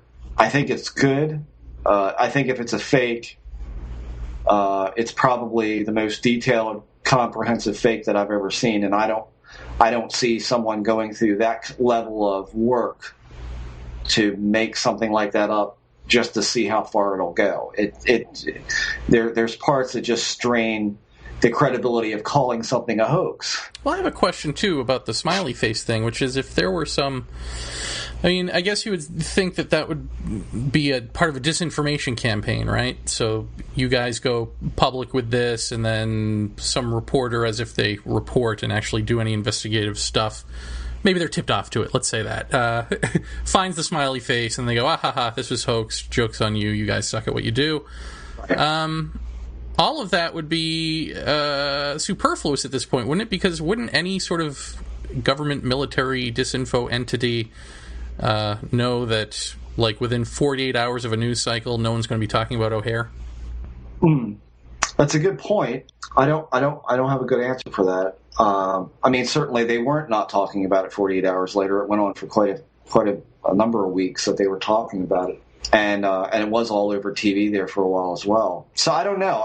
I don't say that was particularly the reason. I know that other parties thought that could be the object behind it. I'm not 100% sold that that's what it is. I think if we have said, and I did say that it was highly compelling, that it most likely was an actual photo from that day showing the object where it was. Mm-hmm. And that wasn't just based on the photograph, but again, that was based on the witness telling me where it was to their point of view, and it was where it should have been from where I have it pegged. So there's two things there for that. I always reserve the right to be wrong, but too much going in that direction for me. But then you have this discrepancy of it's over gate C-17. So I don't know what to make of that either. A lot of people saw it there. Did it move? Did it? The one thing that I was told by the witness was that it was very hard to see.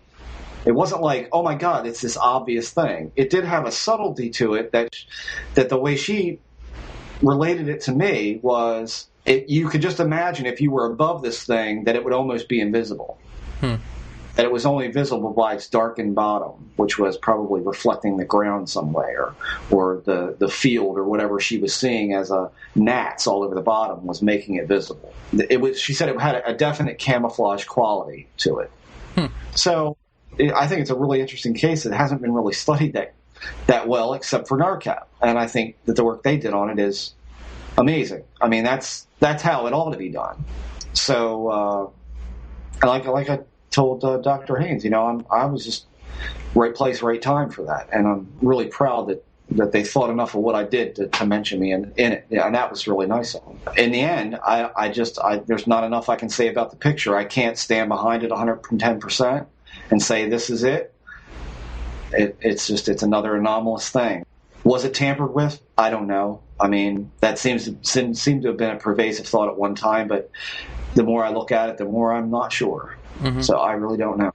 I don't know. It's a very strange sighting to me. So that's it. I mean, there's really not a whole lot more to tell other than that, because after that came a set of 4 photographs that were taken near the LaSalle nuclear plant in the same general vicinity, I suppose, of an object that looks like what you might expect the O'Hare object to look like in daylight. And they were really good pictures.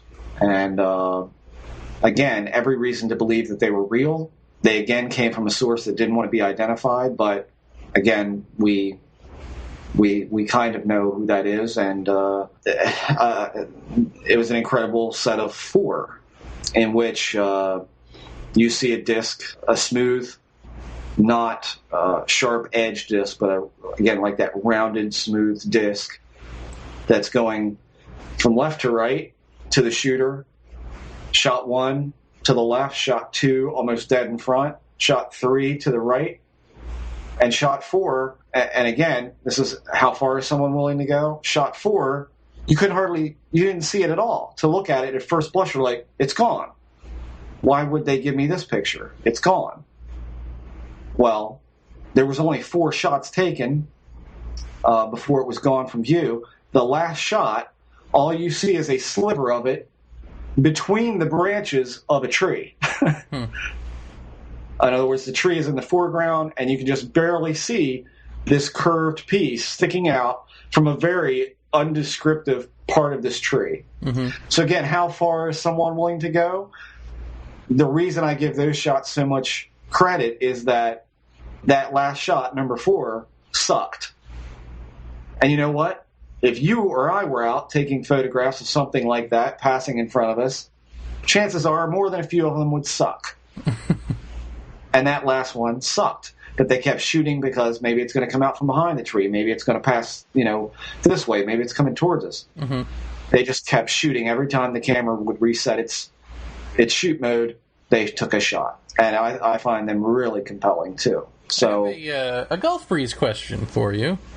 / Dorothy Izot, when he was describing the was it film or, well, it wasn't digital camera anyway, the images of the UFO that had the trails all over it? Yeah, I'm trying to think of what he actually said.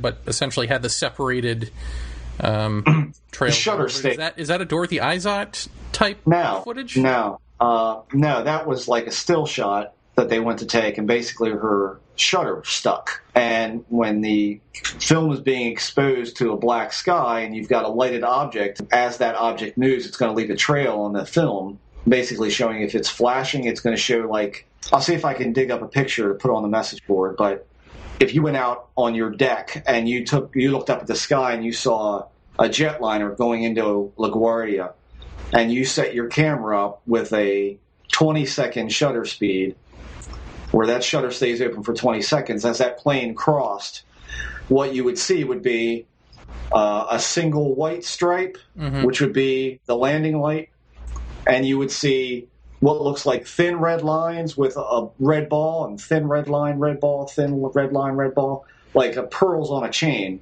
And that's basically the strobe clicking off, but always having that dim.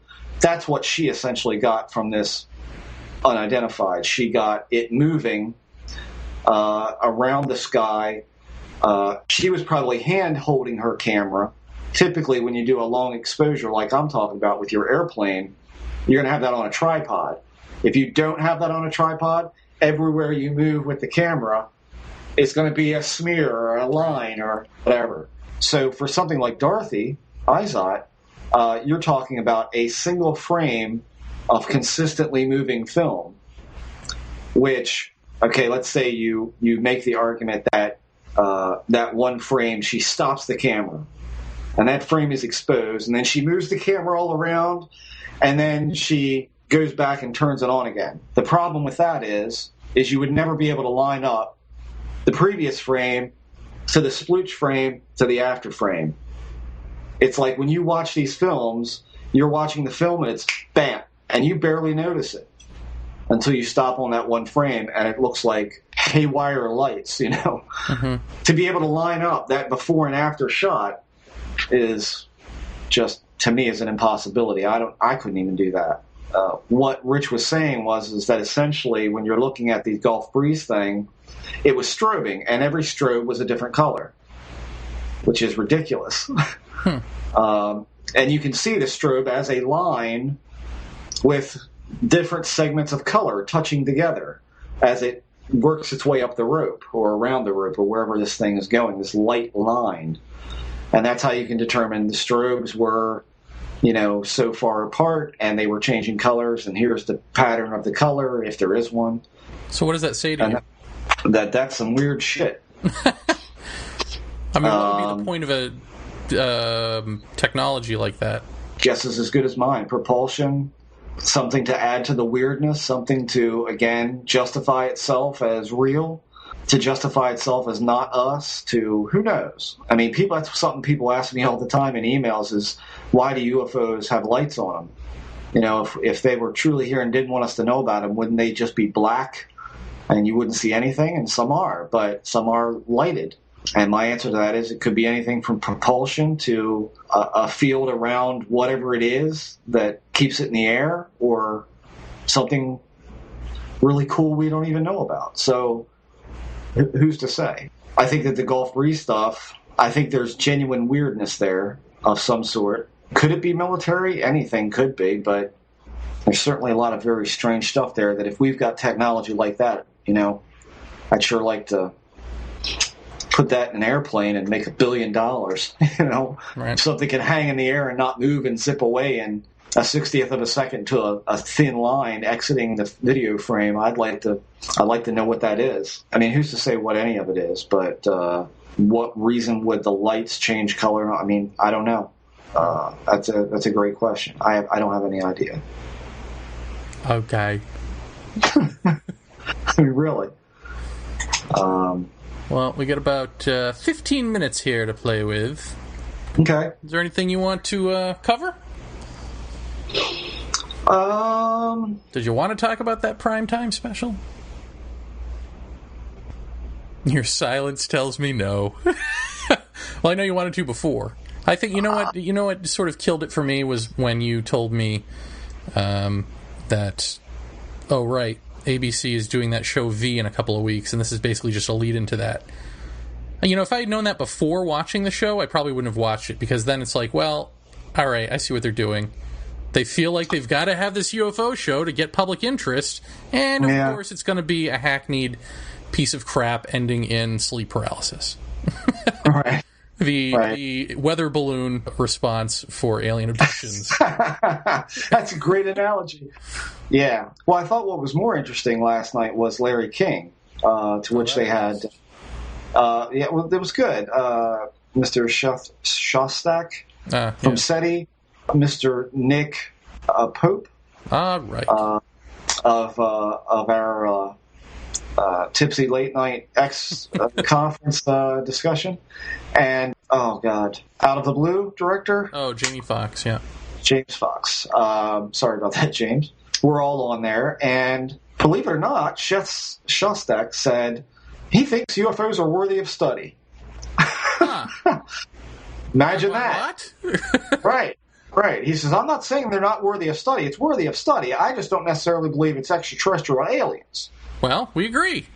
Okay. All right. Good. I couldn't believe that he actually said that. But I just watched it a few minutes ago while eating supper, and sure enough, he says that over top of, other people talking. But he said that, or at least that's what I thought I heard, is that he feels it's worthy of study. He's just not, where's the evidence that it's extraterrestrial? Where's the evidence that this is, this? And, that's such a false argument. It's not that. It's proving, as NARCAP tries to do, or illustrating at least, in as far as you can prove something, that there is an anomalous phenomena going on, that there is an unidentified phenomenon. It's not identifying it as extraterrestrial or something like that. Yeah. It's just that it ain't us, and so what is it?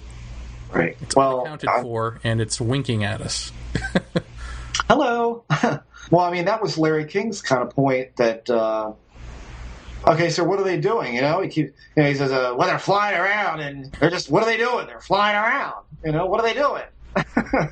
Of course, he asks this to Nick, and Nick's like, well, that's anybody's guess, right, gotta go. I think that James Fox said, there's all of these government documents, and there's all of these, unambiguous reports from airplane pilots to military pilots to civilians to, when are we going to wake up and say, okay, there's something going on that needs further study? And when are you going to admit that, Seth Shostak? And Seth says, it should be studied, but I'm not sold. Where is the evidence that this is this? And where is the evidence that this is that? And James Fox even said, well, I'm not even sold on that either. But clearly there's something going on. And I don't think that they disagreed on that much. It was actually, for a very short end segment, I thought it was pretty good. I thought, all the parties pretty much, had something decent to say. I think that, people know how I feel about SETI. I think it's a waste of time, but who the hell am I? That's just my opinion. And actually James Fox said, I don't see anything wrong with SETI, but, sometimes what you're looking for is right underneath your nose, which says he kind of thinks it might be extraterrestrial. Right. But yet he's not sold on that. But, it always keeps going back to that. It always will, probably. I thought everybody did fairly well on that show. And to me, that made my night after the train wreck that was the ABC show. Well, good. So that was it.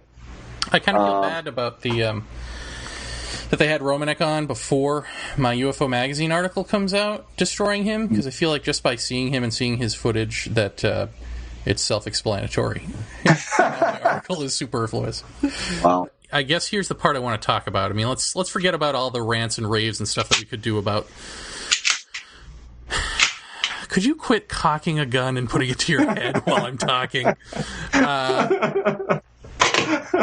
Forget about all the rants and raves and stuff like that you would expect. Here's my concern. It's that ABC dropped the ball with Romanek, and I don't know if it's on purpose or not, but essentially they had that's right, Jeff, it's your favorite new saying, their weather balloon theory of alien abduction, which is, it's all sleep paralysis. They had that they obviously knew they wanted to be the ending of their story, which is their show. And so everything in the show had to conform to that. In order for everything in the show to conform to that, you have to keep Stan Romanek an open question. You can't completely expose him as a fraud. You can have the host say, oh, I'm skeptical of you. But ultimately, you have to leave the question open. And so they did. They had his alien video. They had his UFO videos. And they did nothing with it. They didn't analyze them. They didn't bring them to a special effects expert and all of that. And why not? Why would you not do that if you're an investigative journalist show? Well, you wouldn't do that, again, because that's not the story they wanted to tell. The story they wanted to tell is abductions are all sleep paralysis. And I think it's time we stop putting up with that. I don't know how we go about that. Whether you find out about a special ahead of time and write to them and say, look, we're not going to put up with this. Whether you demand they put on Jeff and Jeremy as guests and not the Romaneks of the world. I don't know. I don't know what the answer is. But something has to be done. They gave as much camera time as they could as far as the normal quote-unquote normal abductees are concerned, to the people who you're less likely to believe than the ones who sounded really articulate and really, sharply dressed, presented themselves well, and all of that. And that's, again, this is all planned stuff, and it's just really, I don't know, more than a sad comment, more than lazy journalism, it's a setup. This is not, this is an international show. It's supposed to be an investigative show, and they didn't do the one basic thing that any one of us would have done. Any one of us putting the show together would have had that footage analyzed. And they didn't do it because they wanted to tell a story, and that's unacceptable. How do we let them know that's unacceptable? I don't know. Don't watch V? Well, first, I'll explain my reasoning for putting a prop Beretta 92F up to my skull while Jeremy began talking about this, is that there's a bigger question. And that is that when any scientist / psychologist says that sleep paralysis is the answer, then the first question back out of a reporter's mouth should be, how do you explain the parts where they're awake? Right. How do you explain multiple sightings? How do you explain people being in the presence of others and seeing strange things in the presence of this person? How does all that equate to a sleep problem? Isn't that the most obvious question? Fuck the footage. I mean, sorry to say, screw the footage. Isn't the most pertinent question, why are there multiple sightings of weird things? Why are people taken together? Why? Well, I think we've identified two problems. One problem is with and how you treat this topic. The other problem, I guess my problem, is actually more a problem with media in general, in that you can call yourself an investigative journalist and have your show be an investigation show, and yet that's not how the show is set up. The show is set up to tell a story that has been predetermined. And that's a function of the media being awful for decades now. So I guess that's sort of my gripe, I guess. And yours is valid. If you're going to go with, well, we've got this story, yeah, I mean, why not? Well, I mean, it's all part of the same thing, isn't it? Of course they're not going to investigate that because that's the answer they want to give. But, yes, go ahead. Here's what I'm going to say to you on the show. And here's what I want to do. Here's what I would propose. Let's, between the time that we record this and the time that it airs, focus on getting Miss Juju to come on this show. Yeah. All right. How about that? She was the host of the primetime special for those. Yes. Yes. Let's write her a letter, and let's say, she's got to be somewhat accessible, right? I mean, so let's write her a letter and say, we would like to have you on our show to discuss this. We're not going to attack you. We're not going to attack the way that your show is presented. We want to talk to you about the show itself. And let's see if she wants to come on and talk. And we can ask her these things like, why wouldn't something like... Because I'll tell you something. I've spoken to a lot of reporters that I've had issues with what they've said on the air or what they've presented. And more often than not, I get, A, I wasn't given enough time. B, I didn't have final edit. C, I thought something completely different when walking away from this than what my show reflected. I'd be curious to see what her stance would be. I've heard a lot of that from Burns about UFO hunters. Yes. And when I talked to a reporter in college, the answer I got was, of course this was, in the 90s, so it was a while ago, but the answer I got was about budgeting. Essentially, it's like we have a dwindling amount of dollars and we have to attract advertisers. Right. And I think all of that is morphed into now. It's always easy to look back on the good old days of reporting, but heck, I even almost have to go back before my lifetime to find Walter Cronkite, But it really has, if you look at it, morphed into not just advertisement bucks, but, how do you get people to stay? Everything has to be visceral, it has to be pressing, and it has to be depressing. It's got to be like outrageous, or the sad, or it's got to tug at your heartstrings, and it's got to tell a story. Otherwise, you won't stick around for the news, apparently. And so that's what's become the news. Yeah, but don't people love a mystery? I mean, how great would it be to have a show where you expound on all of these very strange things that really the best hardened skeptic doesn't really have an answer for? I mean, how about let's focus on some things that really add up to something, and leave that on the table and say, when a scientist sits back and goes, well, let me tell you about Bentwaters, it was a lighthouse. Why isn't it then put forth that, as was tried to be done with the Larry King show, when McGaha says to Peniston, well, what you saw was a lighthouse, and I've talked to other people who were there, and they didn't see what you saw, and blah, blah, blah, blah, blah. How about we take some smarmy jackass like that and ask him, how do you then explain the way the man touched it? How about what he copied down as far as symbols that he saw on the craft? How about that you claim that a satellite went down, but satellites go down, they don't go back up in the air, and they don't exhibit ridiculous flight characteristics as they leave the area. How about we put that in front of that person and make them answer the question? That's not been done. I mean, all that does is erupt into an argument on Larry King, where Larry has to go, all right, let's calm it down. Let's sit down in a rational way and ask these questions. And to me, that would be damn good TV. Let's have someone on the set who, when, for instance, during this primetime special, Susan Clancy, who's supposed to be the catch-all abduction researcher who says it's all sleep paralysis, says, well, what these people are reporting are little green men, greenish skin with giant eyes and blah, blah, blah. Can we just have someone on the set who knows that that's not true? Right.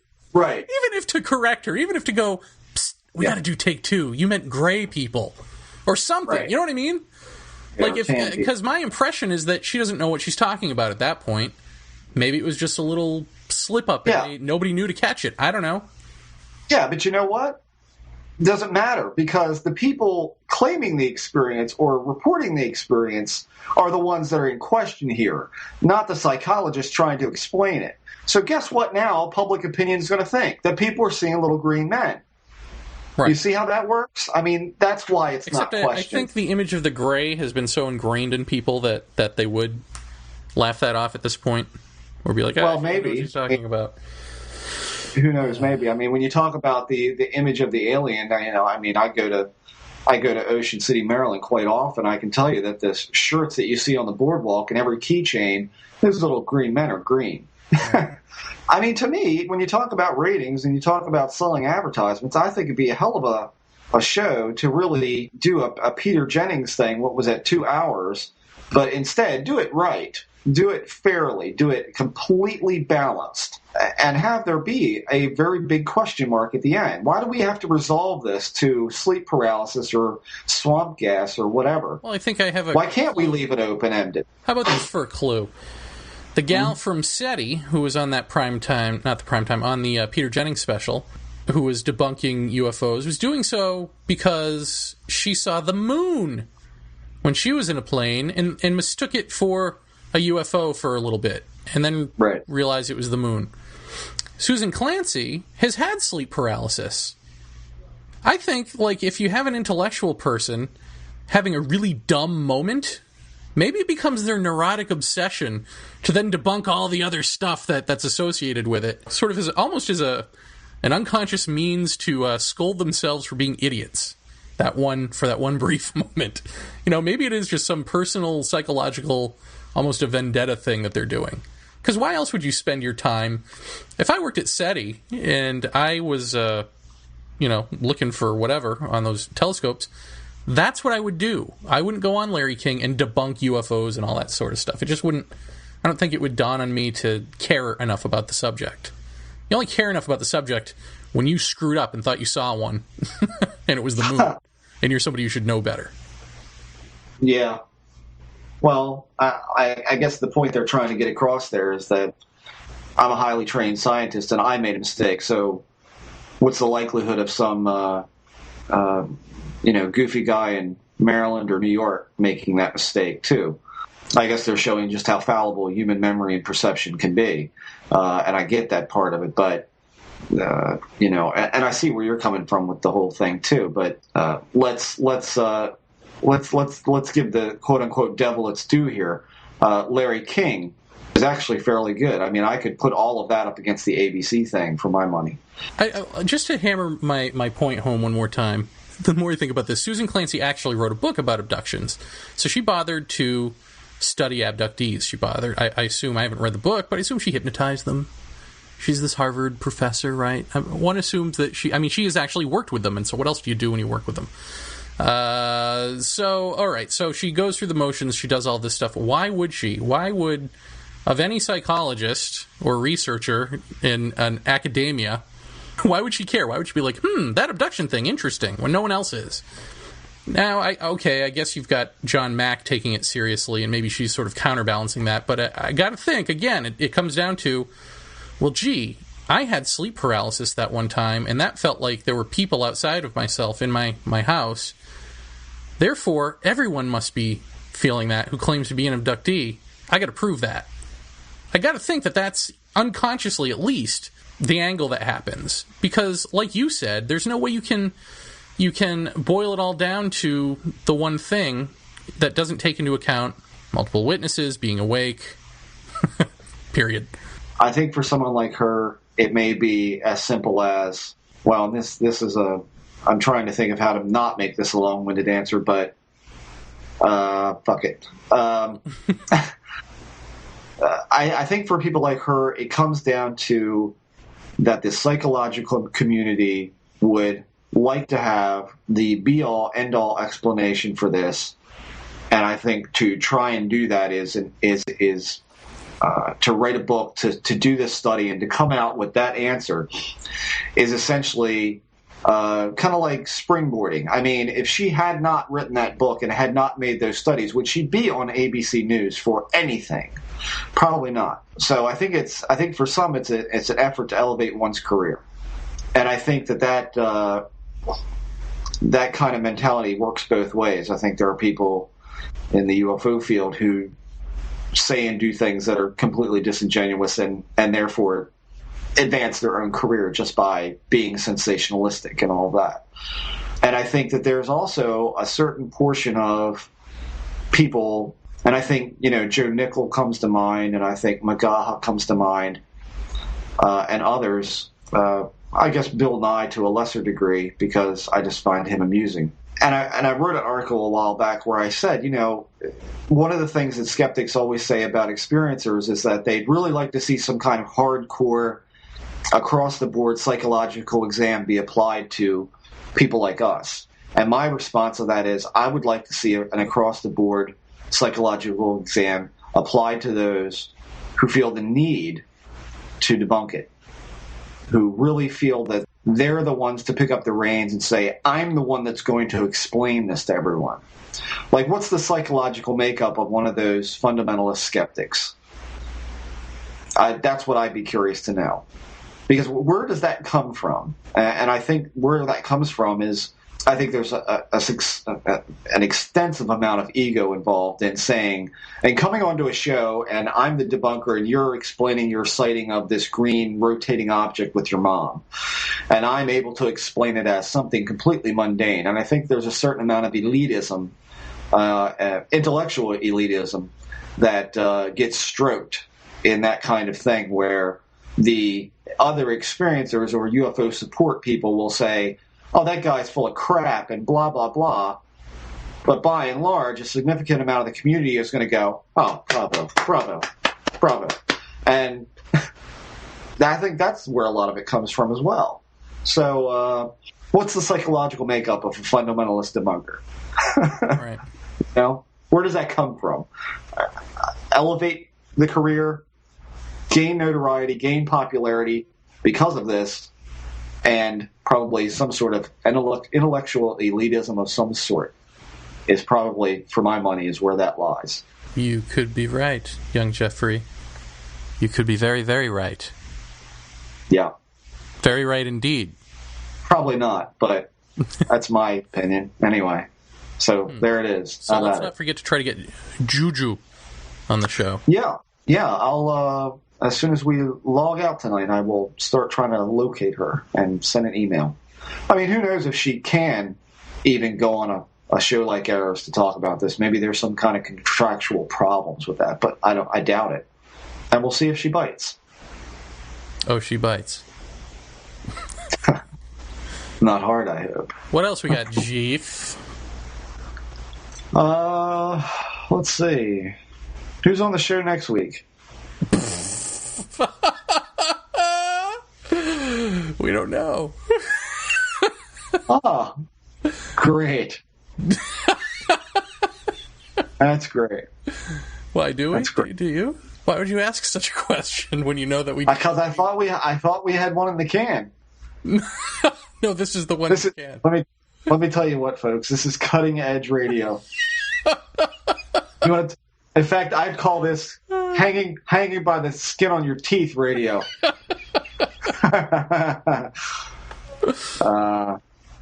Let me tell you what,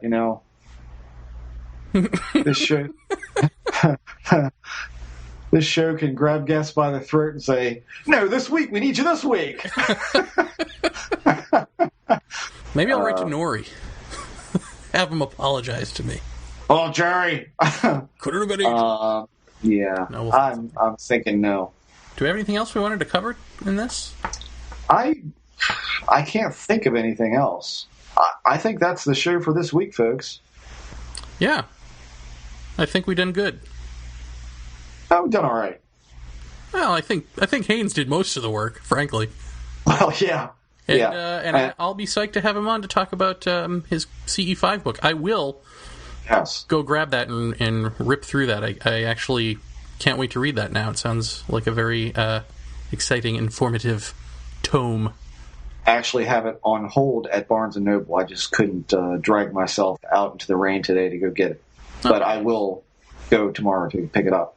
And many thanks to Dr. Richard Haines for coming on our show and being frank and open and honest about everything, that we got into. I know that some of the stuff we probably asked wasn't the normal for him, so many thanks to him for coming on and putting up with us. I do have one little thing to throw out there. On the 25th of August, there's a video game that I've been talking about for the Nintendo Wii called Cursed Mountain, wherein, I don't know, someone goes looking for his lost brother on this abandoned Tibetan ancient city, and in order to fight the bad guys, the evil spirits, he has to do these hand gestures. So with your little Wii remote, you have to make the dude on screen do these ancient Buddhist hand gestures to ward off the demons.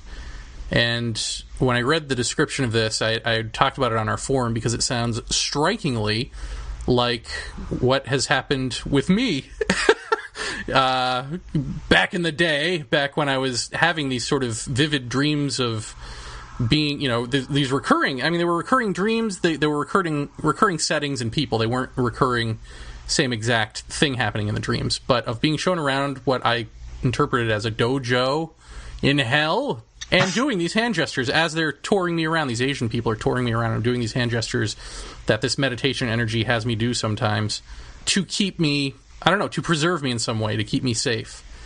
I don't know what that means beyond just what I just said.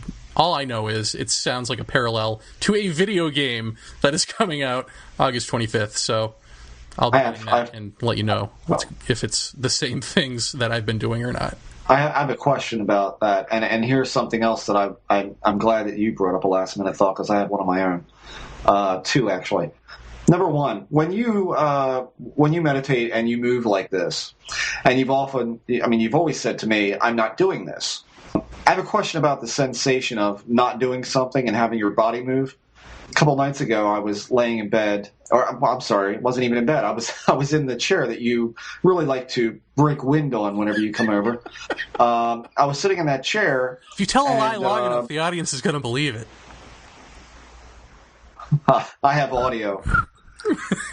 Anyway, and I was, I had a really rough day at work, and occasionally my right arm, because I have it on a mouse literally for 9 to 12 hours a day, occasionally my arm will jerk involuntarily, And I mean, literally as if I feel the muscles move, I feel them seize, and I see my arm move, but clearly I'm not doing it. It's almost like, when I guess you could attribute it to like your eyelid vibrates sometimes, and it's this little spasm.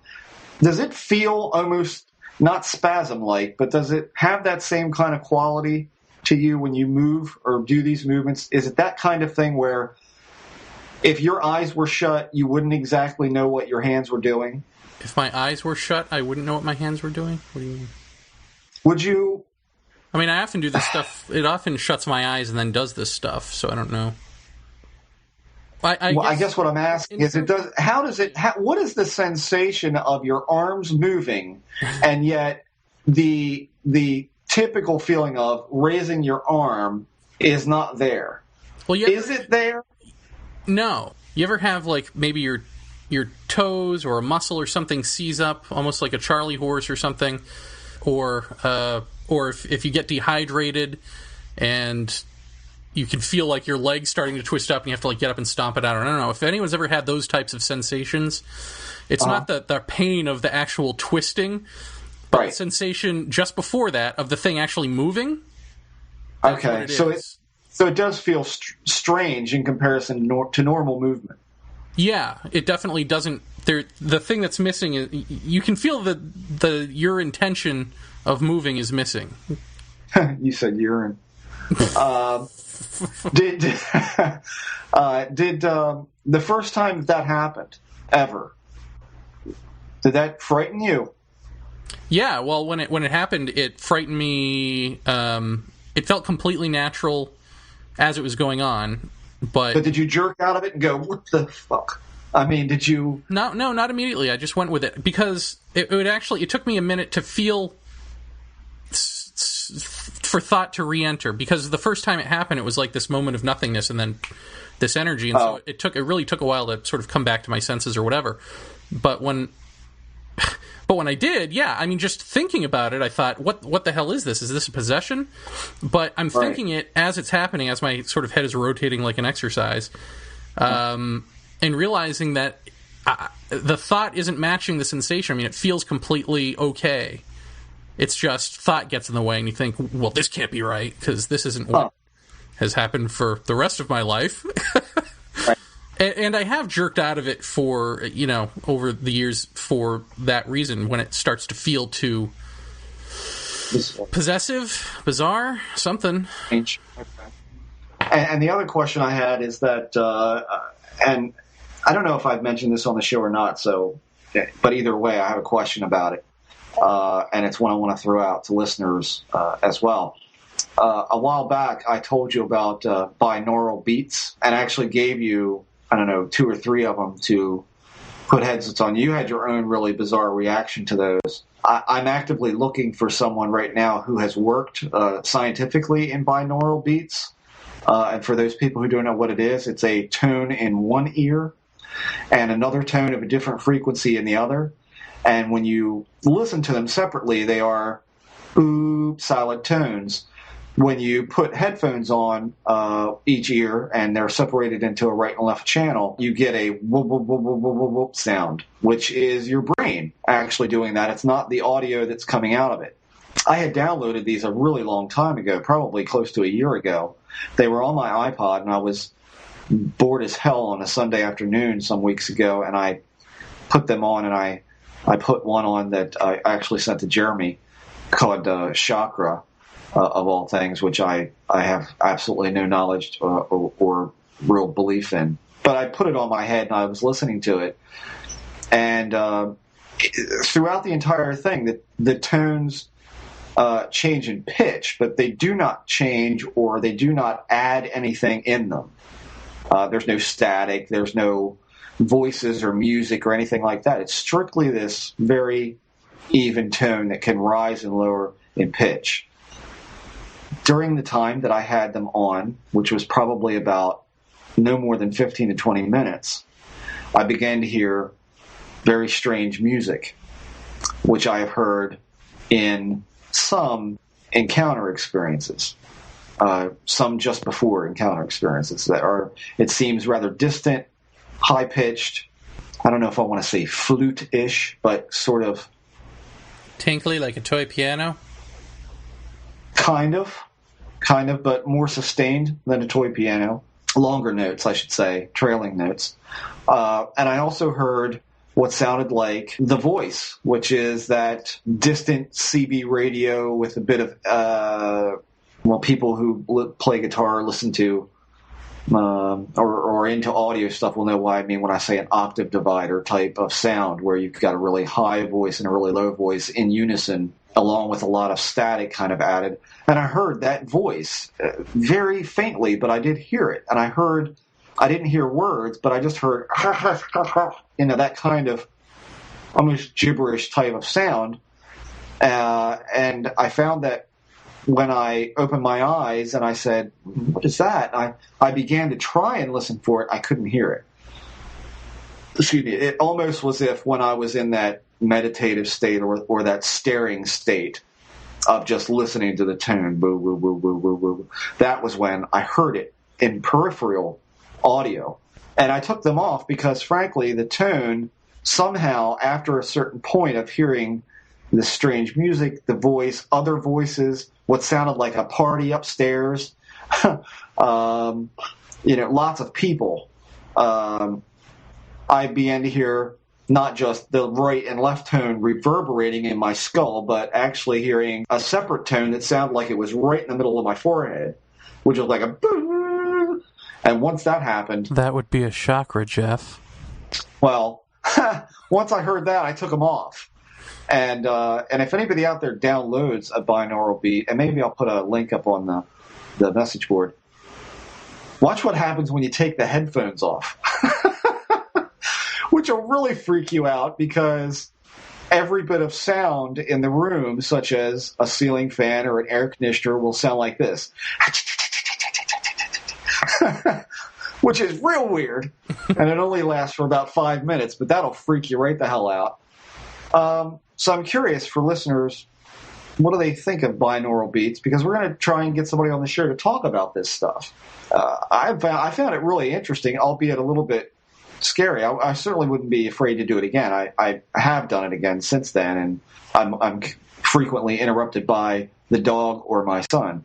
So the dog jumps up on the bed in the middle of this, and I'm like, yeah, okay, I'll pet you for a while. So, I need time to myself to really get into it, but I'd like to go the full half hour and see what happens. But Jeremy, you did them, and what happened? Well, I did one of them. I did the chakras one. I didn't do the other one you sent me yet, still, for no reason. Well, I did it with the meditation energy, or whatever the hell it is, going. Mm-hmm.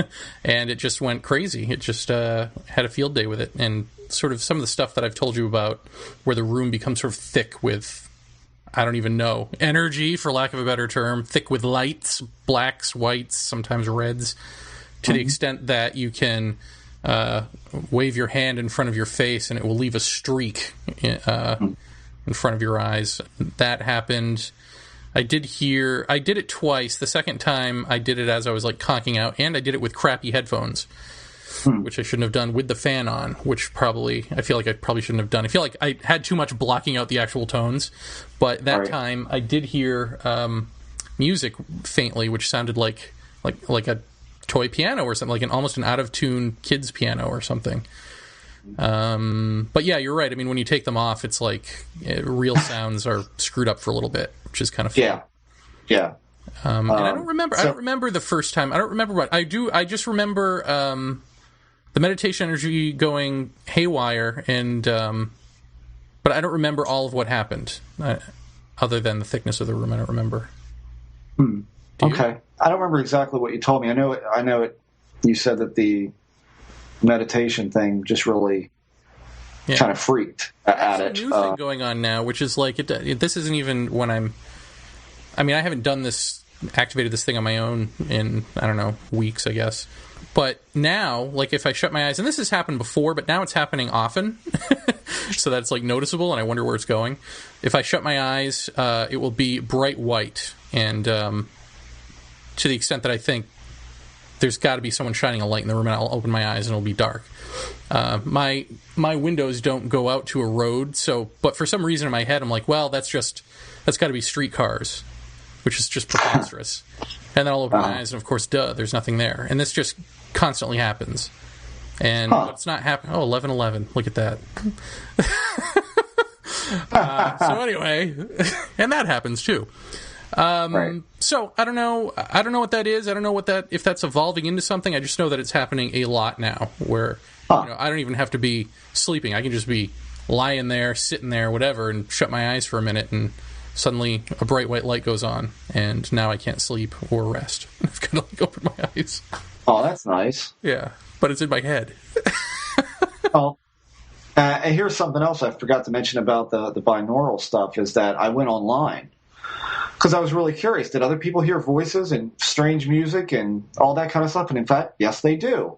But I found one person online who said that what really kind of freaked them out about it the first time was that when they opened their eyes after the binaurals were done and the half an hour was up or whatever, however long the tones went on, when they blinked, much like if you look into a bright light, you get that afterburn in your retina. They saw images. They saw an image of, one guy said fractals. One guy said he saw an image of like a lotus flower shape, all of which I found really interesting. It hasn't happened to me, but that's what a lot of people... I think I see that stuff all the time. I think I've always seen that stuff all the time, and it's just not something that ever caught my fancy. You know what I mean? Like, it's above... I guess it's above and beyond just shutting your eyes and seeing, random crap burned into your retina or whatever, random lights. But, I don't know, up until I actually saw that video of fractals... And what was I'm like, I saw that, I'm like, yeah, oh, duh. I mean, I see that all the time. I guess it just didn't add up, and I don't know ultimately what the point of that is, unless it's just another state that you can access, like any other. Well, Arthur C. Clarke, isn't that who was the host of that? Was it Arthur C. Clarke? Yeah. He said that, not by his experience, but by what people have told him, is that several psychoactive drugs will relay that same type of imagery, which is probably where the tie-dye came from, or any of that psychedelic imagery is probably fractally based stuff. So I don't know. I mean, I like I said, I saw the fractal that night, waking up and seeing the guy crawling out of it, and I just seeing that whole special on what the fractals mean, where they came from, what they did, and with them, that's an amazing thing. So you should check that out on our message board at the first talk. Crawl through one. That will be interesting if that happens. Yeah. Well. Yep. But I have come close. At least I feel like I've come close, just in the past few weeks, to something happening. You know what I mean? Like I have no way to qualify that except that it's just a feeling of like opening something up that's legitimate, that something could walk through if it wanted to, I don't know if that's good or bad, or even if it's true. It feels like whatever this thickness is that the room becomes is becoming something. It feels, I feel like it wants to sort of get to what it is supposed to be, and that'll be interesting when that happens, if it's what I'm thinking. Maybe that's what you've been waiting for, as far as the next step or the next event. So who knows? Yeah, or it could be full of shit. But one way or the other, we'll find out, and we'll bring it to you, Paratopia. That's right. Well, Jer. Oh, I'm sorry. Well, the Jer. Well, the Jeff. It's been a fantastic episode. I've really enjoyed it. Mm-hmm. And once again, let's say thank you to Dr. Haines. Thank you, Dr. Haines. Thank you, Dr. Haines. And we'll have him back on again real soon. Take care, everybody. Bye. And be sure to look up Dr. Haines' work and NARCAP's work online at www.narcap.org. Once again, www.narcap.org. Please go visit them, support them. They're one of the good ones. as they say. Now enjoy some precious outtakes. Never record late at night, folks. You get the giggles. Hi, Jeremy. Hi, Jeff. How are you? I'm doing well. How are you? Guess who's on the show tonight?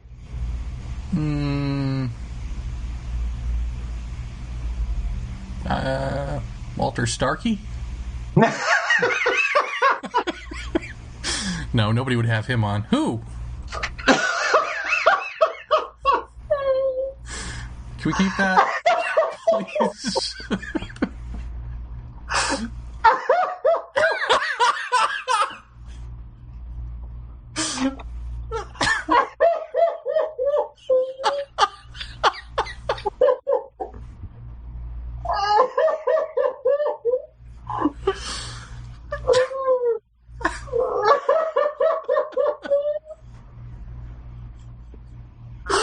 Welcome to my world. Look at my eyes. Let's try that again.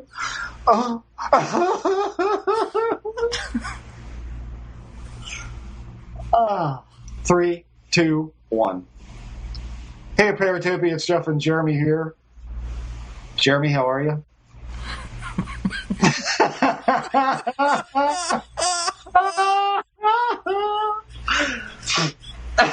Ridiculous.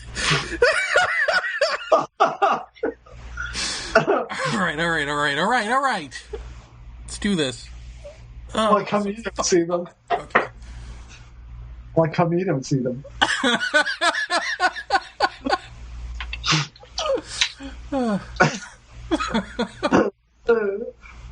Walter Starkey? No, who would have him on? It's fucking great. That's why I love you, man. Okay.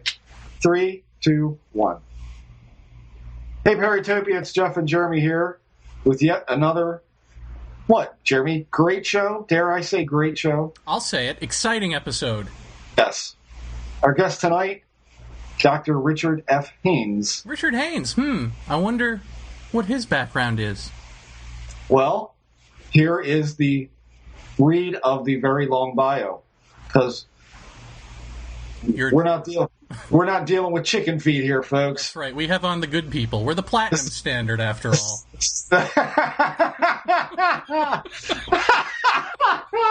You asshole! Sorry. We are the platinum standard. Oh, sorry. One more time. Can you please keep it together? All right.